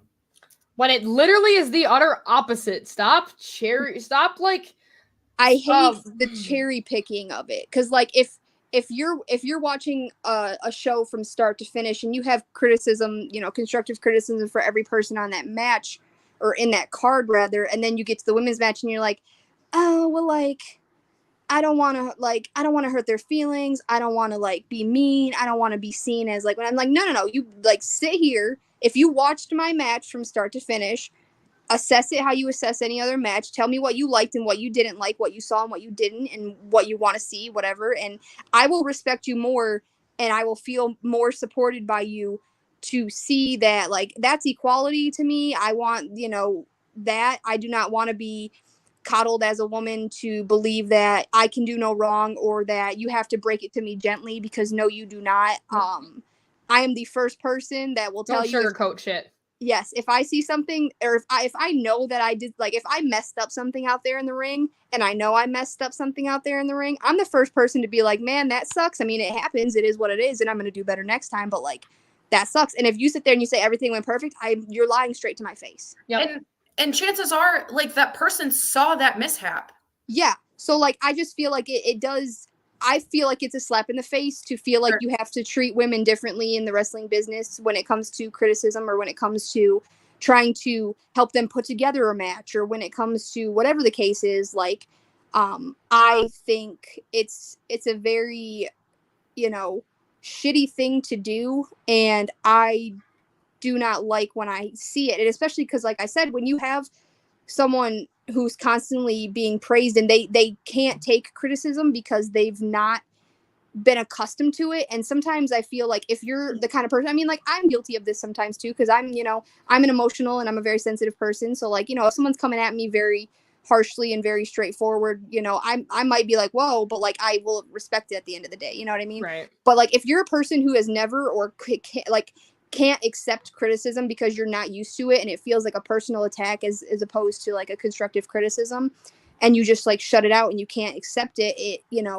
it does you no good and it does the people around you no good, because whether it's genuinely how you're coming off or whether it's just how people are perceiving you, like it kind of makes you look like you have an ego and like you feel like you can't do no wrong, and that's hurting you, as like just a reputation thing. And that's what I was gonna note on that, because like if people are constantly telling you you're perfect when that obviously isn't the case, that is where heads will grow, egos will grow. It's very it's harming everybody. Yes, and I hate that. I feel like it sets people back, because like I said, it can be with men too. Of course, men can also have egos, and they definitely do. But I feel like when the men they're not coddled by other people. They're not coddled by women. They're not coddled by other men. If they go out there and they, for a lack of a better term, they shit the bed when they have a match and they do everything wrong, they're getting chewed out when they go back to the back. Like, I'm not saying that I want to be screamed at, by no means, obviously, but no. I do want to be held responsible and accountable for what you saw out there. Like I'll there's a time I'll tell you guys about that I've actually been like, wow, like I was really happy about this. So when I did a show at Clash and I had a match with Marty Bell, after the match, I went to the back and Ricky Shane Page was there, and he wanted to give me and Marty some critiques, and I was like, okay, awesome. Like, so I just sat there and I listened. And, he's never met me before to that day. I have never met him before to that day. And he was not rude about it, but he was very straightforward. Like, here's everything I saw that you need to work on as a worker. Like, I know you're less than 2 years in at that time, or about 2 years, but like, he did not sugarcoat anything for me or for her. And is the most straightforward, most like influential and positive experience I've had in terms of someone giving me constructive criticism, especially coming from someone who like doesn't know me personally. Because like I do get constructive criticism from people like hey, like Max, I always have him watch my stuff. I want him to tell me what he thinks, and I do the same with him, type thing. And obviously, but like we're obviously very personally close, so like he gives it to me straight, and that's everything. But like from a stranger who, like, no one owes me that, but like from a stranger who definitely doesn't owe me that, he didn't have to watch my match, he didn't have to give me anything back, but he chose to. And I feel like that's something that's really stuck with me. Like you can ask Max. There are times where like I'll be putting a match together and I will remember something that he said about that moment, and I'll be like, whether it's I'm not going to do this thing because I remember him telling me that like I probably shouldn't be doing this thing, or whatever the case is there. So like that's something that really does stick with me. Like I want everyone who watches women's wrestling and decides to give constructive criticism, especially if you're in the position to give constructive criticism, if you're a coach, if you are a vet, whatever the case is, I want you to treat me like that, basically. Right. And I feel like there is less and less of that around, and I would like there to be way more of that, because I feel like that is helping everybody move forward. But it's not like, he wasn't shitting on me as a wrestler. He wasn't sitting here and saying, you are the hot shits and you can't wrestle. It was, hey, these are some things you really need to work on as you continue to do this. And that's it. You know what I mean? Which is really respectable. Yes. And I was like, oh my God, like I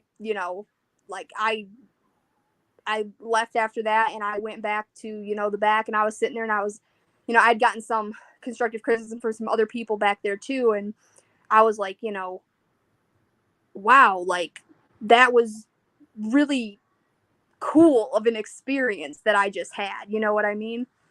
So yeah, I think that how does that feedback serve you after it's given to you? What do you do with that feedback?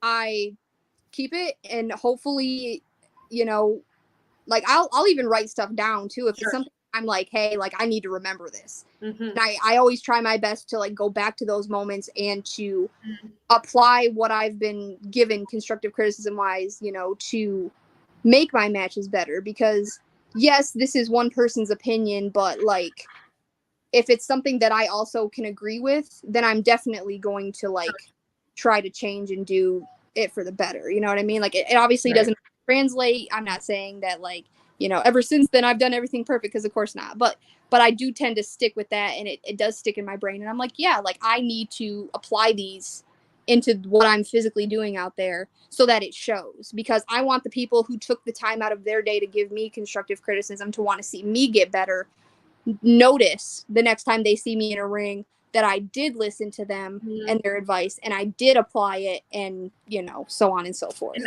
I feel so strongly of the same way, because that person took the time out of their busy life to watch something that they didn't have to. And that's like, I feel like listening and applying those differences or that feedback, it's like a return on their investment. Yes, that's a big thing. They're pointing out things that you can't see because you are you, and you can't see anything outside your own perspective. Right. Exactly. Right. Yeah. So like I'm super big on like it, you know, and obviously there's people who, you know, they give what they consider to be constructive criticism, and it's really just straight up criticism with their own, you know, flair to it. And that's cool. I'll stand there and listen and thank you for your time. Whether I agree with what you just said to me or whether I apply it is a whole nother story. But like for people who I definitely know are only there to tell me, like to tell it to me straight, what you saw, what you liked, what you didn't like. So I know, hey, if I want to get better at this, I need to do this, or I need to stop doing this, or, you know, whatever the case is there. Yeah, no. And that's actually why I was actually going to pass that over to Annie, because of course the idea of, you know, having criticism and having feedback, and a big part of criticism and feedback is not only one, the respect that comes with criticism, but two, being held accountable if there was something you could have done better, or if you did something wrong, or if you made a mistake. Being held accountable and respect go hand in hand. Yes. And if one of them are missing, it is not working. Yes. Yeah, and I want to pass it over to Annie really quick, because I wanted to ask Annie, do you have any big experiences or moments throughout your career that made you where you are today? Like how Heather brought up, you know, the moment with RSP and Marty, like those are moments that form the person we are today. Have you had any experiences like this with the person, with an event, with a show in the wrestling business thus far? You know, it's funny because it's almost a year to the day after the event, but how Grizzly Pro disbanded, I was heavily involved in the behind the scenes, and a lot of it's not even worth bringing light to, but how it made me feel personally. The results of that night led me to having an emotional breakdown that night. And what felt like was taken away from me really, really, really changed me as a person. I had to do a lot of self-reflection, because I was, you know, it's funny because everything we worked for a year just vanished in what felt like a moment.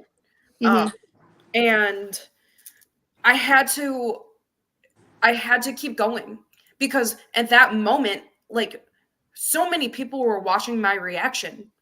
What is Annie going to do with this now? Because I wanted to quit. I wanted to leave, because I felt robbed of something that was so important to me, and something that was so important to the women in that division. And, you know, it was like, okay, it was that moment, like, okay, this changed. It was beyond your control. What are you going to do with it? How are you going to rise to the occasion? So I really learned how I had to take my feelings out of the business, because people don't give a fuck. Yep. And they don't. So, and it's not personal, right? Business is not personal. And that was honestly one of the greatest things that I learned, because I can still make ethical, heart-based decisions and not have my personal feelings involved, because people do not give a fuck. Yep. And I had to be considerate of my feelings and my opportunities. Mhm. Yep. And that's so important too, because like not only is it a part of protecting yourself, but protecting what you want to build for yourself as well. It is so important to be able to separate not only personal feelings from business, but also Right. recognize that that does not mean take disrespect. Yeah. And that does not mean do not get walked, or that does not mean get walked on. Mhm. Because that's something I'm learning. And that's not even really in wrestling, but just in like life in general. Big heart, lots of emotions. Really sucks when things happen. And like when things do happen, it just kind of boils down to like okay, what do I do now? And a lot of times I've had to fight anxiety attacks. I've had multiple panic attacks in the time I've had working on shows and being a part of shows in some sort of way or another. But being able to remove yourself from that negative feeling and let your energy be put into, okay, so what can I do in this moment from a professional and business standpoint Mhm. to enhance what I am doing? Right. It's so And funny that's so because from that hard. moment, so many different opportunities came to fruition because one door closed. Yeah. And I really took that as a challenge. Like, you know what? I'm not letting anything stop me, Mm-mm. no matter what. Like that, the week after that, Jeremy Jones gave me one of the best opportunities I had. You know, I got to do the ringside interviews with people like Allison Kay, Ricky Shane Page, Jody Threat. And had that been a week earlier, I would not be able to withstand that. Yeah. And I really learned who I was in that moment. Yeah, and you know, finding the people that will work in your best interest is very hard. Yes. Because obviously you can't expect everybody to be in your best interest. Like that's Right. what really sucks, even just about life and not just the wrestling business, but in life. Mhm. There are going to be people who, without even knowing it, make your life hell. Yeah. And being able to separate yourself from their actions is also very important, you know, because again, it's not personal, but at the end of the day, there is still a common respect that needs to happen between two professionals, businessmen, wrestlers, actors, all of it. And you know, I try not to make enemies, you know, and that's a really hard thing too, is you make enemies without doing anything. But just being there are people that hate the fact that I exist. And I know Literally. that for a fact. That's real shit. And it's like, and then you live out of spite. Like, yes. It really changes you from every standpoint, whether it's a personal, business, or mental standpoint, you know. But when you have those people that will see you through till the tunnel is gone, you hold on, and you hold on as tight as you can, because there are few and far between each other. And especially when it comes to like women in wrestling, the amount of like camaraderie I've been seeing as of late within the women's like the women in wrestling, the women in professional like sport businesses like this. Like even something as simple I saw on Twitter yesterday. I saw somebody had reported that Sky Blue incident that happened in the ROH tapings. If any of you guys know what happened, I didn't exactly hear about it, but I heard of it, but I don't know the details. But basically, without giving the person much attention, some asshole in the front row kept making suggestive comments the whole entire taping, to the point where Sky Blue exited in a breakdown, and he got escorted out. Thank goodness security actually got him out. But I saw Chelsea Green quote retweeted, and that's how I found out it happened. But seeing her and then another person and another person all banding together to support this performer in the business who was wrongfully treated, that camaraderie is what's going to help us stick through the end. Yes. Because finding feminine camaraderie is very tough sometimes.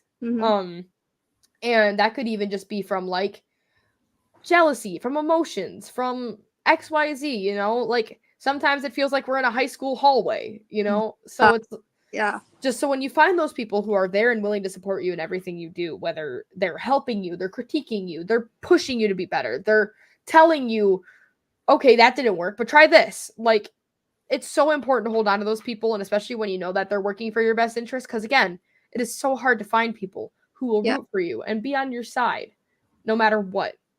And again, that's like why I'm very thankful for the people I have met through this business, because I'm not exactly what Heather Blue is, but I'm also not exactly what Annie O'Neal is. But I still find support and criticism and love in the people that I have in my circle and in my vicinity.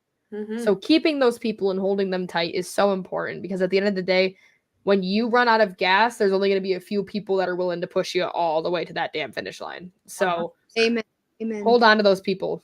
Hold on to your friends, your colleagues that trust you, your family, the people that would be there to see you through to the end.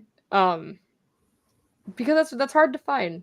So, yeah, that's what I gotta say on it. Yeah, no, that's a huge thing, because I want to go back to like the female, like, camaraderie and stuff, because I feel like, especially I guess my favorite thing, honestly, is like basically to spit in the face of people who constantly are like pushing and pitting women against each other always, just because we're women.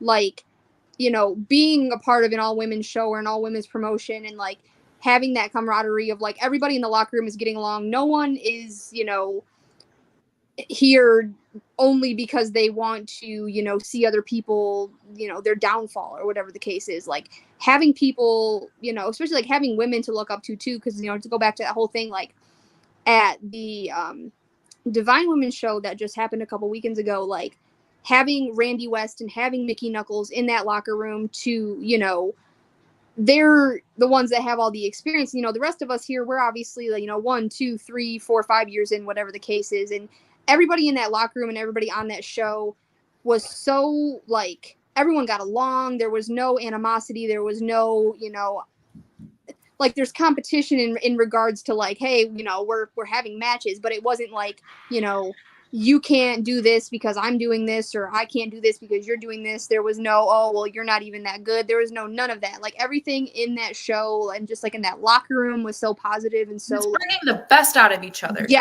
bringing the best out of each other, and everyone's uplifting each other. Everyone's watching each other's stuff, talking about how I really like this spot in this match, or you are so good at doing this, or you're really good at doing that. And like, I love, coming together with other women and spitting in the faces of people who think that just because we're women, we have to view each other as competition, and we have to have that animosity, we have to have that cliquey high school drama BS. Like I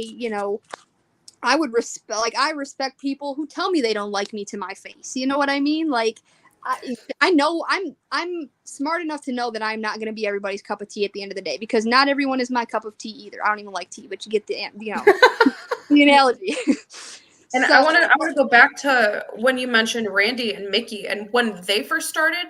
Yes, this camaraderie didn't exist. The landscape of women's wrestling was so different. Yes, and like it's crazy, because I can't even imagine, because obviously I'm only roughly about 3 years in now at this point. So obviously they've been doing it since I was like 2 years old. So like, long time.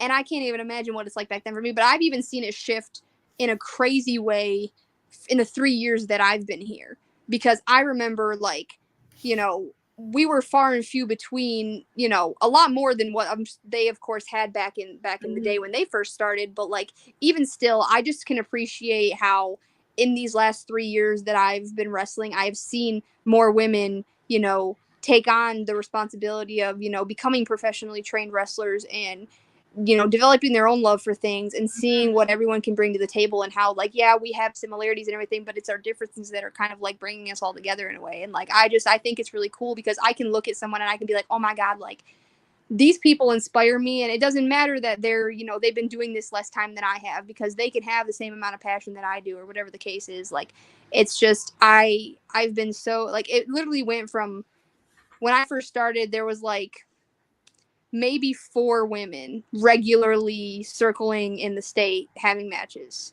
And 4 is better than none, 4 is better than 2, but you can only do so much with that. So now to be able to have an all women's card or an all women's promotion is freaking spectacular. Like, and it's raising the bar too, because back then it was just the only requirement you had to have was that you were a woman. And then it's the only requirement you have to have is that you're a woman and you can kind of work in a match. And now it's like, hey, our standards are being raised because now we have women who, you know, you're not just a woman. You're not just a woman who can work a match. You are a full-fledged women's wrestler. You have your own. You're gimmick. trained. Yes, you're certified. Yes, you're trained. You have a gimmick. You have a look. You have the passion for it. You know, it's building us up and it's raising the bar so that, you know, maybe people, and not just women, but people in general who, you know, are maybe not in this for the right reasons. They're weeding themselves out because the bar is no longer on the freaking floor to where like anybody can just walk in and do this. Like, there are standards here that have to be met, and it's not in like a, you know, a very harsh and critical type of way. It's just like do you have the passion for this? And if you do, like, it's very apparent, you know what I mean? There's no more like, we just need a woman here and you're going to be our token woman so that we can say we're, you know, we have diversity here. That's real shit. But, you know, because, you know, I've been part of those situations where it's like, well, we want to have this type of thing. Like, you know, we want to have a first ever women's main event. And there's only 2 of you really on the show that are, you know, are we ready for that caliber at that time? No, we were not. But we were the most qualified out of everybody that was there. So we did that thing. And yeah, you know, it was like a historical thing, whatever. And I don't want to take away from that. But at the same time, it's like the bar was not that high to begin with. So like, yes, it's, you know, it's a first time ever thing and that's going in the history books and I'm going to be a part of that. And that's great. And I can be appreciative of that. But I love seeing actual like history making, very much like this is going to blow people's minds, not just because like if people are like, oh, this is our, you know, our first women's champion, it's amazing and it's, you know, it's the start of something that's going to be way great, you know, that's starting out great and going to be way greater in the future. But like, if you could have had this 5 years ago and it could have been built up even higher now than it is because you're starting late type thing. You know what I mean? Which better late than never. I'm always very much big on that. But like, I always like to be part of things like that for the right reasons, I guess you could say.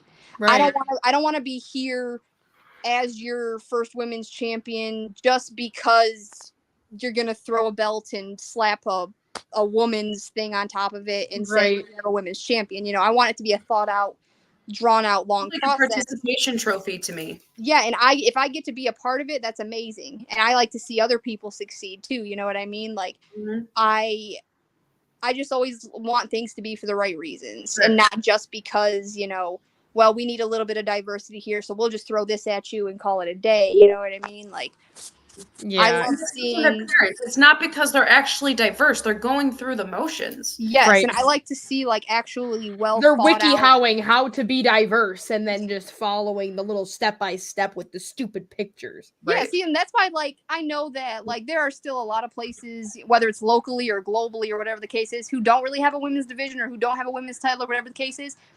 And like, yeah, I do hope that they do eventually, you know, progress to that because obviously I do think it's an important thing. But at the same time, I think, you know, I want it to be an organically decided, you know, thing. I don't want them to hurry up and rush to just to say that they have it. You know what I mean? Right. I want it to be a, you know, if it takes a couple of years, but it's done right, I am good with that. You know what I mean? As opposed to it being done in 2 weeks and it doesn't mean anything because it hasn't been built up to mean anything. Right. You can't just throw something like that in a promotion and expect it to have notoriety. You got to build up to it. You got to have a story. You got to have a tournament or something. Because when you just go, here you go, women's championship, and we're gonna give it to a woman, and that's like okay, great job. Let's pull out the confetti poppers. Like I like drawn out, you know, well thought out.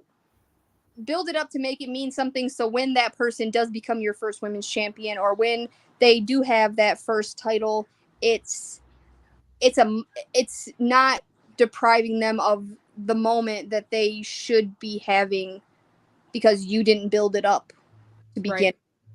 Right. And at the end of the day though, it's a sad fact that it never falls on the women's wrestlers. It falls on the people who are building the story.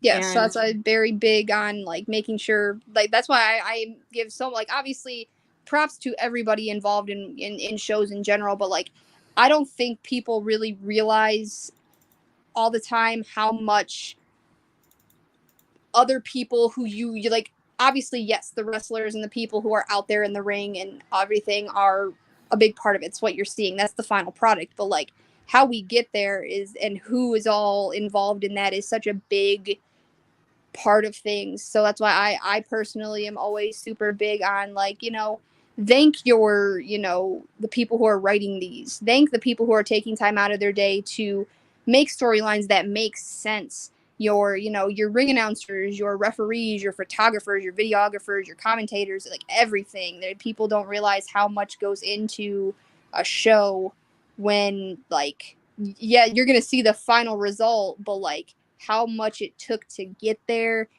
is so like, it's such a big thing for me. Yeah, and hearing that also is very like, as somebody who works solely backstage currently and like has had a few things on, you know, a few moments in like on in the spotlight, you know, I never want to take that from anybody who, you know, who was working and who was performing that evening. But being able, it feels very nice to be acknowledged in that sort of way. And I know that goes so far. Like even just as me, as somebody who's kind of a jack of all trades backstage, or a jack of all trades announce team wise too. Like being able to be appreciated and be seen is so important, because I feel like a lot of people forget that this probably wouldn't be happening if there wasn't a crew. Yeah. And if there wasn't, times I feel like I'm an oversight. Like, does my presence here really hold any weight? Yep. I feel that a lot. And it's I don't want to be a wrestler. I want to be an announcer. Yeah. And as somebody who's just trying to get like experience and like technology side of it, you know, I am proud to say I bust my ass at every single show I work. Absolutely. And I don't say that to like toot my own horn, but I say that because I genuinely show up and I bust my ass even when I don't feel like busting my ass. And those are like the most important times, honestly, too, because like, you know, it's support staff does make shows happen too.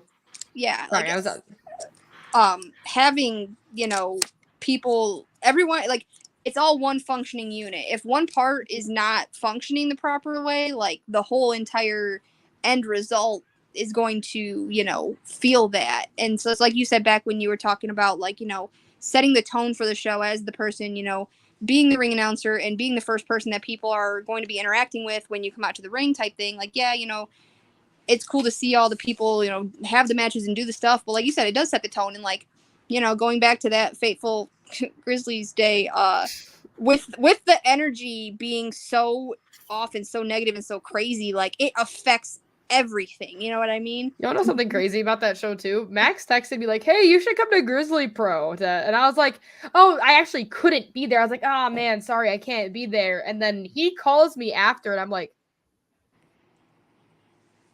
"What?" Yeah, it's so crazy too, because like, you know, I'm a big like vibes and energy kind of person. Like, you know, I don't really dabble in much further than just how I feel on it. I wish I did, but I'm not quite there yet on that. But like I just remember pulling up to the venue and I just felt very like my stomach felt like ugh.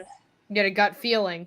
Like I just like my skin was crawling and I was like, why am I so anxious to go in here? Why am I so like it's gonna be fine. I was gonna have a great match. I was so happy to be working with the people I was gonna be working with that day.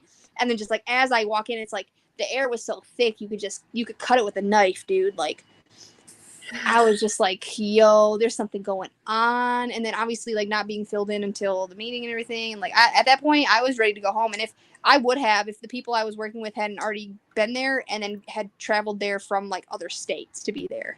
Yeah. So like had that not happened, I honestly would have been like, fuck this, I'm going home. Right. So we were almost rounding out at the 2-hour mark. So I kind of want to give us a little bit of a last question to set up and let us shoot stuff off of each other, because, you know, of course I don't want to cut off our time, but also being acknowledged that we do have things. We have jobs and stuff as well. That is true. So I wanted to have a little bit of fun with this one, and this one I just came up with literally 5 minutes ago because I thought it'd be fun since we have the three of us here. We've all have a history with each other when it comes to wrestling, and I thought it'd be fun if we all went around and spoke on a good memory we had with each other or with a one-on-one. So, like for example, I'll say one about Annie, I'll say one about Heather. Heather will say one about me and Annie. Annie will say one about me and Heather, and we'll just have a good, positive, rounding like end to this because with the topic of women's wrestling, a lot of the positive tends to be outshined by the negative. Mhm. So I want to take a moment to reflect on the positive, whether like, of course, with interactions we've had with each other, whether it's a memory or a time where you've just felt like extremely happy to be working with these people. It doesn't have to be about, a takeover I get here just in time for, all right, we'll have to go a little bit further then. We'll have to go a little longer. But we're basically just going to bounce some positive vibes off of each other or people we know around us. If there's anybody you want to highlight that deserves to be brought up in this conversation. But overall, just kind of rounding out this wonderful takeover podcast of everybody that's here first, which is awesome that we're all here and able to do this. But let's end on a good, positive note because we deserve it. After all the shit that we go through and all of the trials and trepidations that comes with being a woman or woman presenting in wrestling, I think we deserve to relish in our victories. So if anybody wants to start, I'm okay to start, but if anybody wants to go on ahead, I'll go first then. Cool. Yeah. So just to highlight a few people that I think are very important, at least in the Michigan scene when it comes to this, we have like your Ray Larsons, you have your a lot of new graduates like your Max Rain, your Carrie Valentine, you got Leela Hall, all of these new people that are about to hit the scene that are already killing it. I mean, come on, you see them all the different rounds they're making in the state and in other states around us. Like, it's phenomenal. And some of these people aren't even a year or two in the business. Like, just being able to make those rounds and go new places and have new opponents, it's phenomenal, I think it's important to note some of the vets that exist within women's wrestling here in Michigan and the neighboring states. I've had a pleasure of talking to Jody Threat on many occasions. I've had it working alongside Randy West, Mickey Knuckles. All of these people, no matter what scene they're in wrestling, still have a very big impact on women's wrestling as a whole. Mm-hmm. And then you can also highlight, your Allie Catches, your Billy Starks, your Ari Alexander, is these people that are also trailblazing in all of their own directions for women's wrestling. It's so important to highlight these people because at the end of the day, they're inspirations. And even falling into the the feminine presenting side of things, like Storm Garcon. A lot of people that exist within the LGBTQ community as well that are trailblazing for LGBTQ wrestling. We'll see you in June. But regardless, it's very important to highlight all these people. But now to talk about my wonderful correspondents here today. So I have two, which I think is really fun. I'm gonna start with Heather. Lots of badass women. Hell yeah. What's up, Hell yeah. Of course, I could talk about these two, which I'm about to do, but these two are already on the list. They're already making their own strides everywhere they go, and it's so phenomenal to know these people and be able to talk to them on a level like this, and even pick your guys' minds because I've had a fair share of doing that to both of you. But I think I'm gonna start with Heather, and I think the thing with me that I really relish on and I think about a lot that makes me really happy is just because I don't know exactly how we got the whole family dynamic, right? Honestly, I was trying to think back on that too, and I'm like, I don't even remember when we decided this. I remember one day this is mine and Max's wrestling child. Yep. We've recently adopted Max Rain as well as wrestling children. So our family's just growing, and we're just. And I don't know, just having it was funny because it started off as a joke, you're bouncing back and forth, but then people literally just started to know me as Max and Heather's wrestling kid, it added a whole new side of camaraderie to all of us, and I feel like that really not only enhanced my passion and my devotion to want to work harder in this business, but also being able to look at two people and be like, okay, I want to make these two people proud no matter what I do, whether it's wrestling, whether it's this, whether it's that, and I feel like I've been doing an okay job at that. So, and then I think out of those memories, I really like whenever we would just get pulled into pictures with Kim. Because there's a few really good pictures of me, Heather, and Max, just badass hard pictures that are awesome of us because we all just got together and Kim just snapped, and it looks great. And I love Kim Buckman. Oh, I love me some Kim Buckman. Yeah. Another phenomenal female photographer in wrestling. It is so important to highlight these people. But yeah, I just having those moments and these memories of us with this family dynamic. It's something I'm never gonna forget, and I hope lasts for a long time. And as for my good friend Annie O'Neal, something that I've found very, very comforting between the two of us is the fact that we're so spiritually into. Oh, Yeah. that's us right there. Oh, I didn't expect that to happen. I have found a lot of solace in my spirituality through Annie. Despite having very minimal conversations, but the conversations being long and in depth, it changes my whole perspective on things completely. And I remember the first one we had that I thought really touched me was for us wrestling in that. Oops, all bangers. Was it the one that was in that big like venue with all the warehouse? Yep. Yes, the Foaling warehouse. Yes. That was Caesar's barking. He's getting angry at me talking. But we just sat there and we just talked, and I feel like it was the first time we really like connected. Yes. And I think about it all the time, because realizing what the energies around you and what your body is telling you is so important was something that purely Annie made me realize. So being able to always come back and pick off right where we left off with our spiritual conversation is always something I'm very happy about. So yeah. That's my positivity. I'm done being a sappy ass. All right, you guys talk. It's your turn. All right. I love it, dude. I love it. No, I wanna.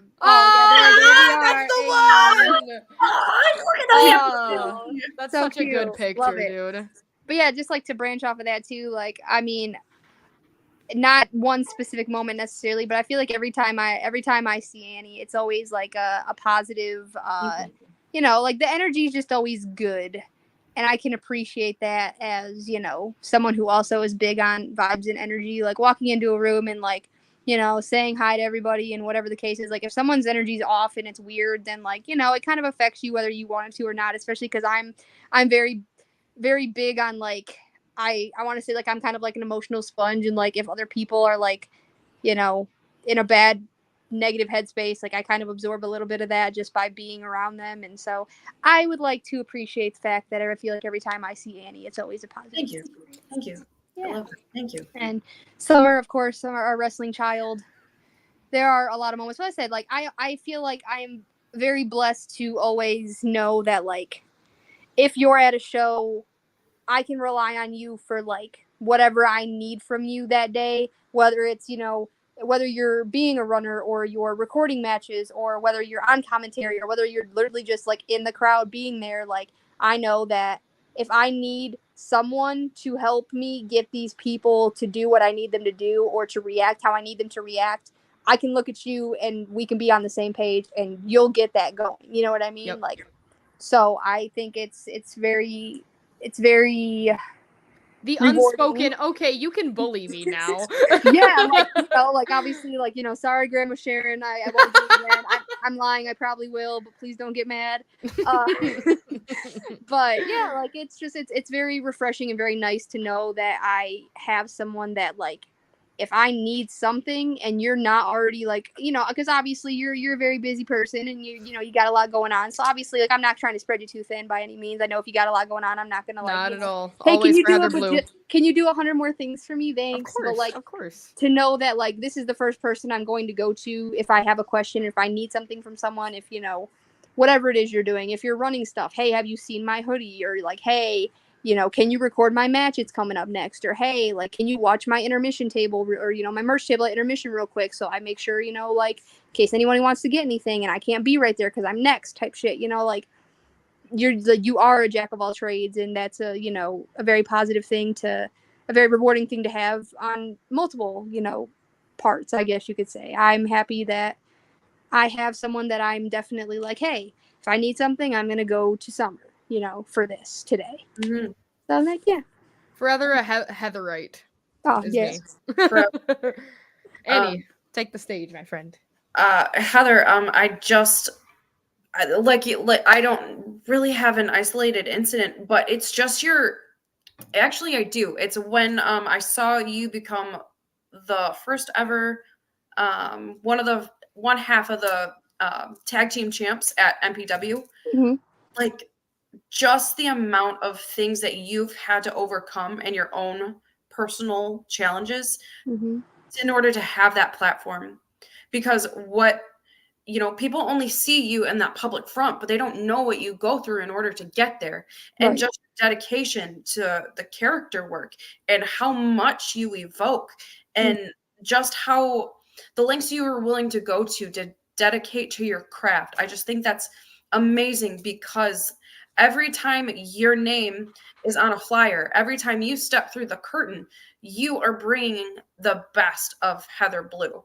And I just think that's just so fantastic, because that garners you that well due respect that you are entitled to. And I just think you're a superstar, and Thank you. Real. you're rising to the top inch by inch by inch. And then I can't wait to see where you are 2 years from now. Yeah, dude, it's gonna be crazy. Like I trying to imagine that future like crazy. The sky is the limit.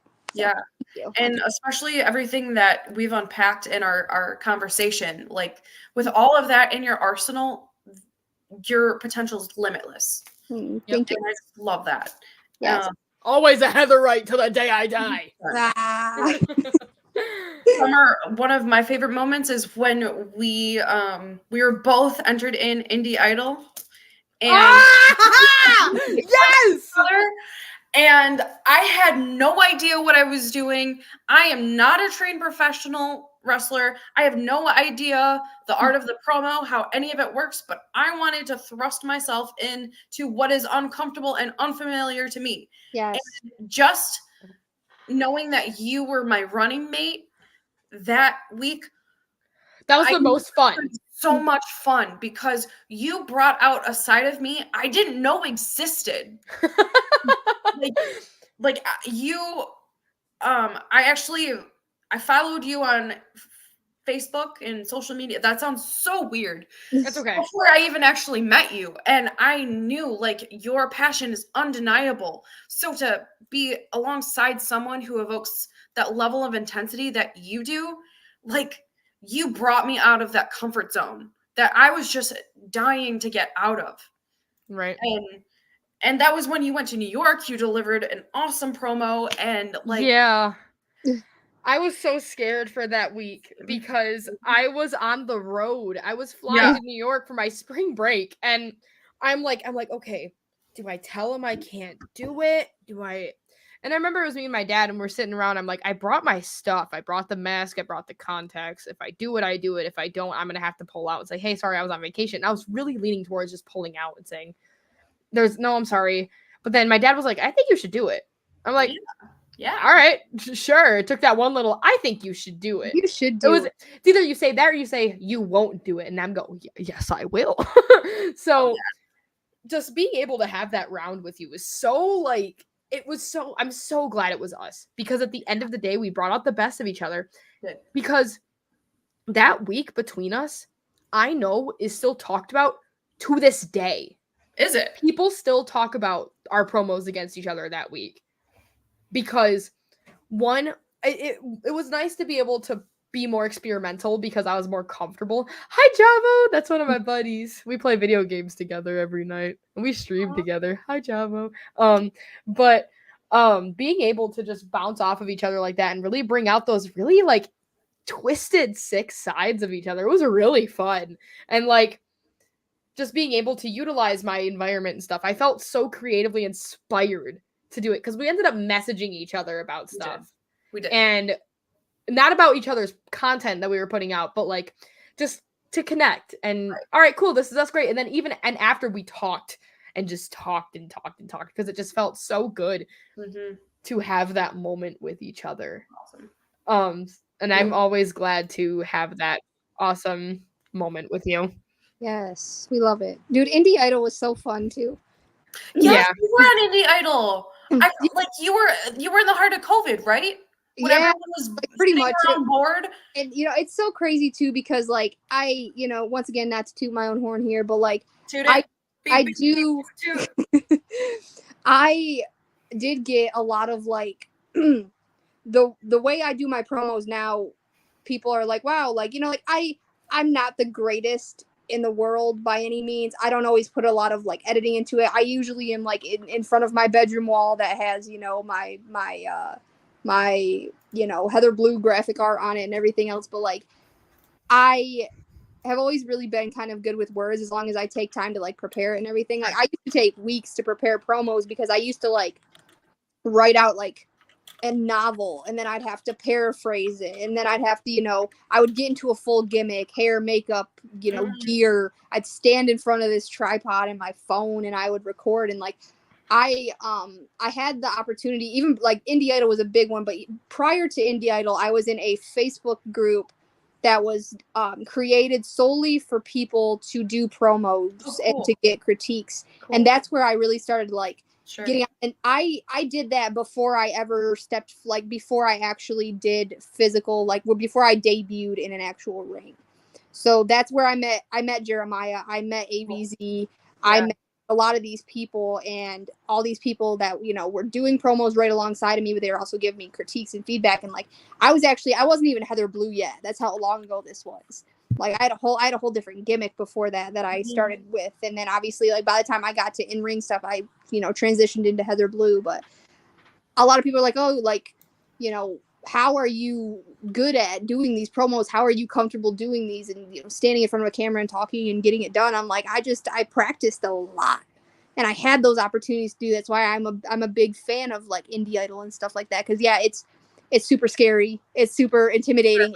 You know, you're on a time schedule. You have to get it done by this time. There's a deadlines you have to meet and everything. And, you know, you don't always feel like getting up and getting camera ready and going in front of a camera and shooting a promo. And, you know, you stumble over your words and then you have to redo it again, or, you know, wherever the case is there. But like it challenged me to be better about my promos. And that is a big thing about, tell me about it. Yeah.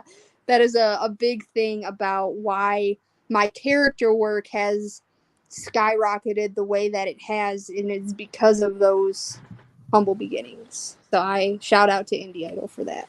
Yeah, Indie Idol is a wonderful, like a resource, you know, and being able to be critiqued by people who like from all different perspectives of the business is really awesome. And I think like a big part of it too is having a theater background really helps with that kind of thing, because I can just go on the fly. I can like, and I'm honored to say I can do that. That's not something that everybody can do. But being able, like, even just working with Max, like Max and I hopefully we'll be working together again soon. But for a while we were filming stuff together. I was kind of coaching him on simple character stuff, not necessarily coaching him on character in a wrestling sense, but how are you going to present Top Gun Maximilian in a content-based way? So being able to take my knowledge that I knew already just from like my studies and from doing theater and from having that natural impulsive, oh, hello, come here. Dog. Anyways, to have that natural impulsive, like, oh, you're yawning. Hello. I'm about to go get Nugget and bring him on the podcast. I think we should. While I finish my thought, go grab Nugget. Sure. Okay. But yeah, I mean, I love being able to work with people who are a little bit lost on their character and just kind of guide them in the right direction. Oh, this is say hi, Caesar. Say hi.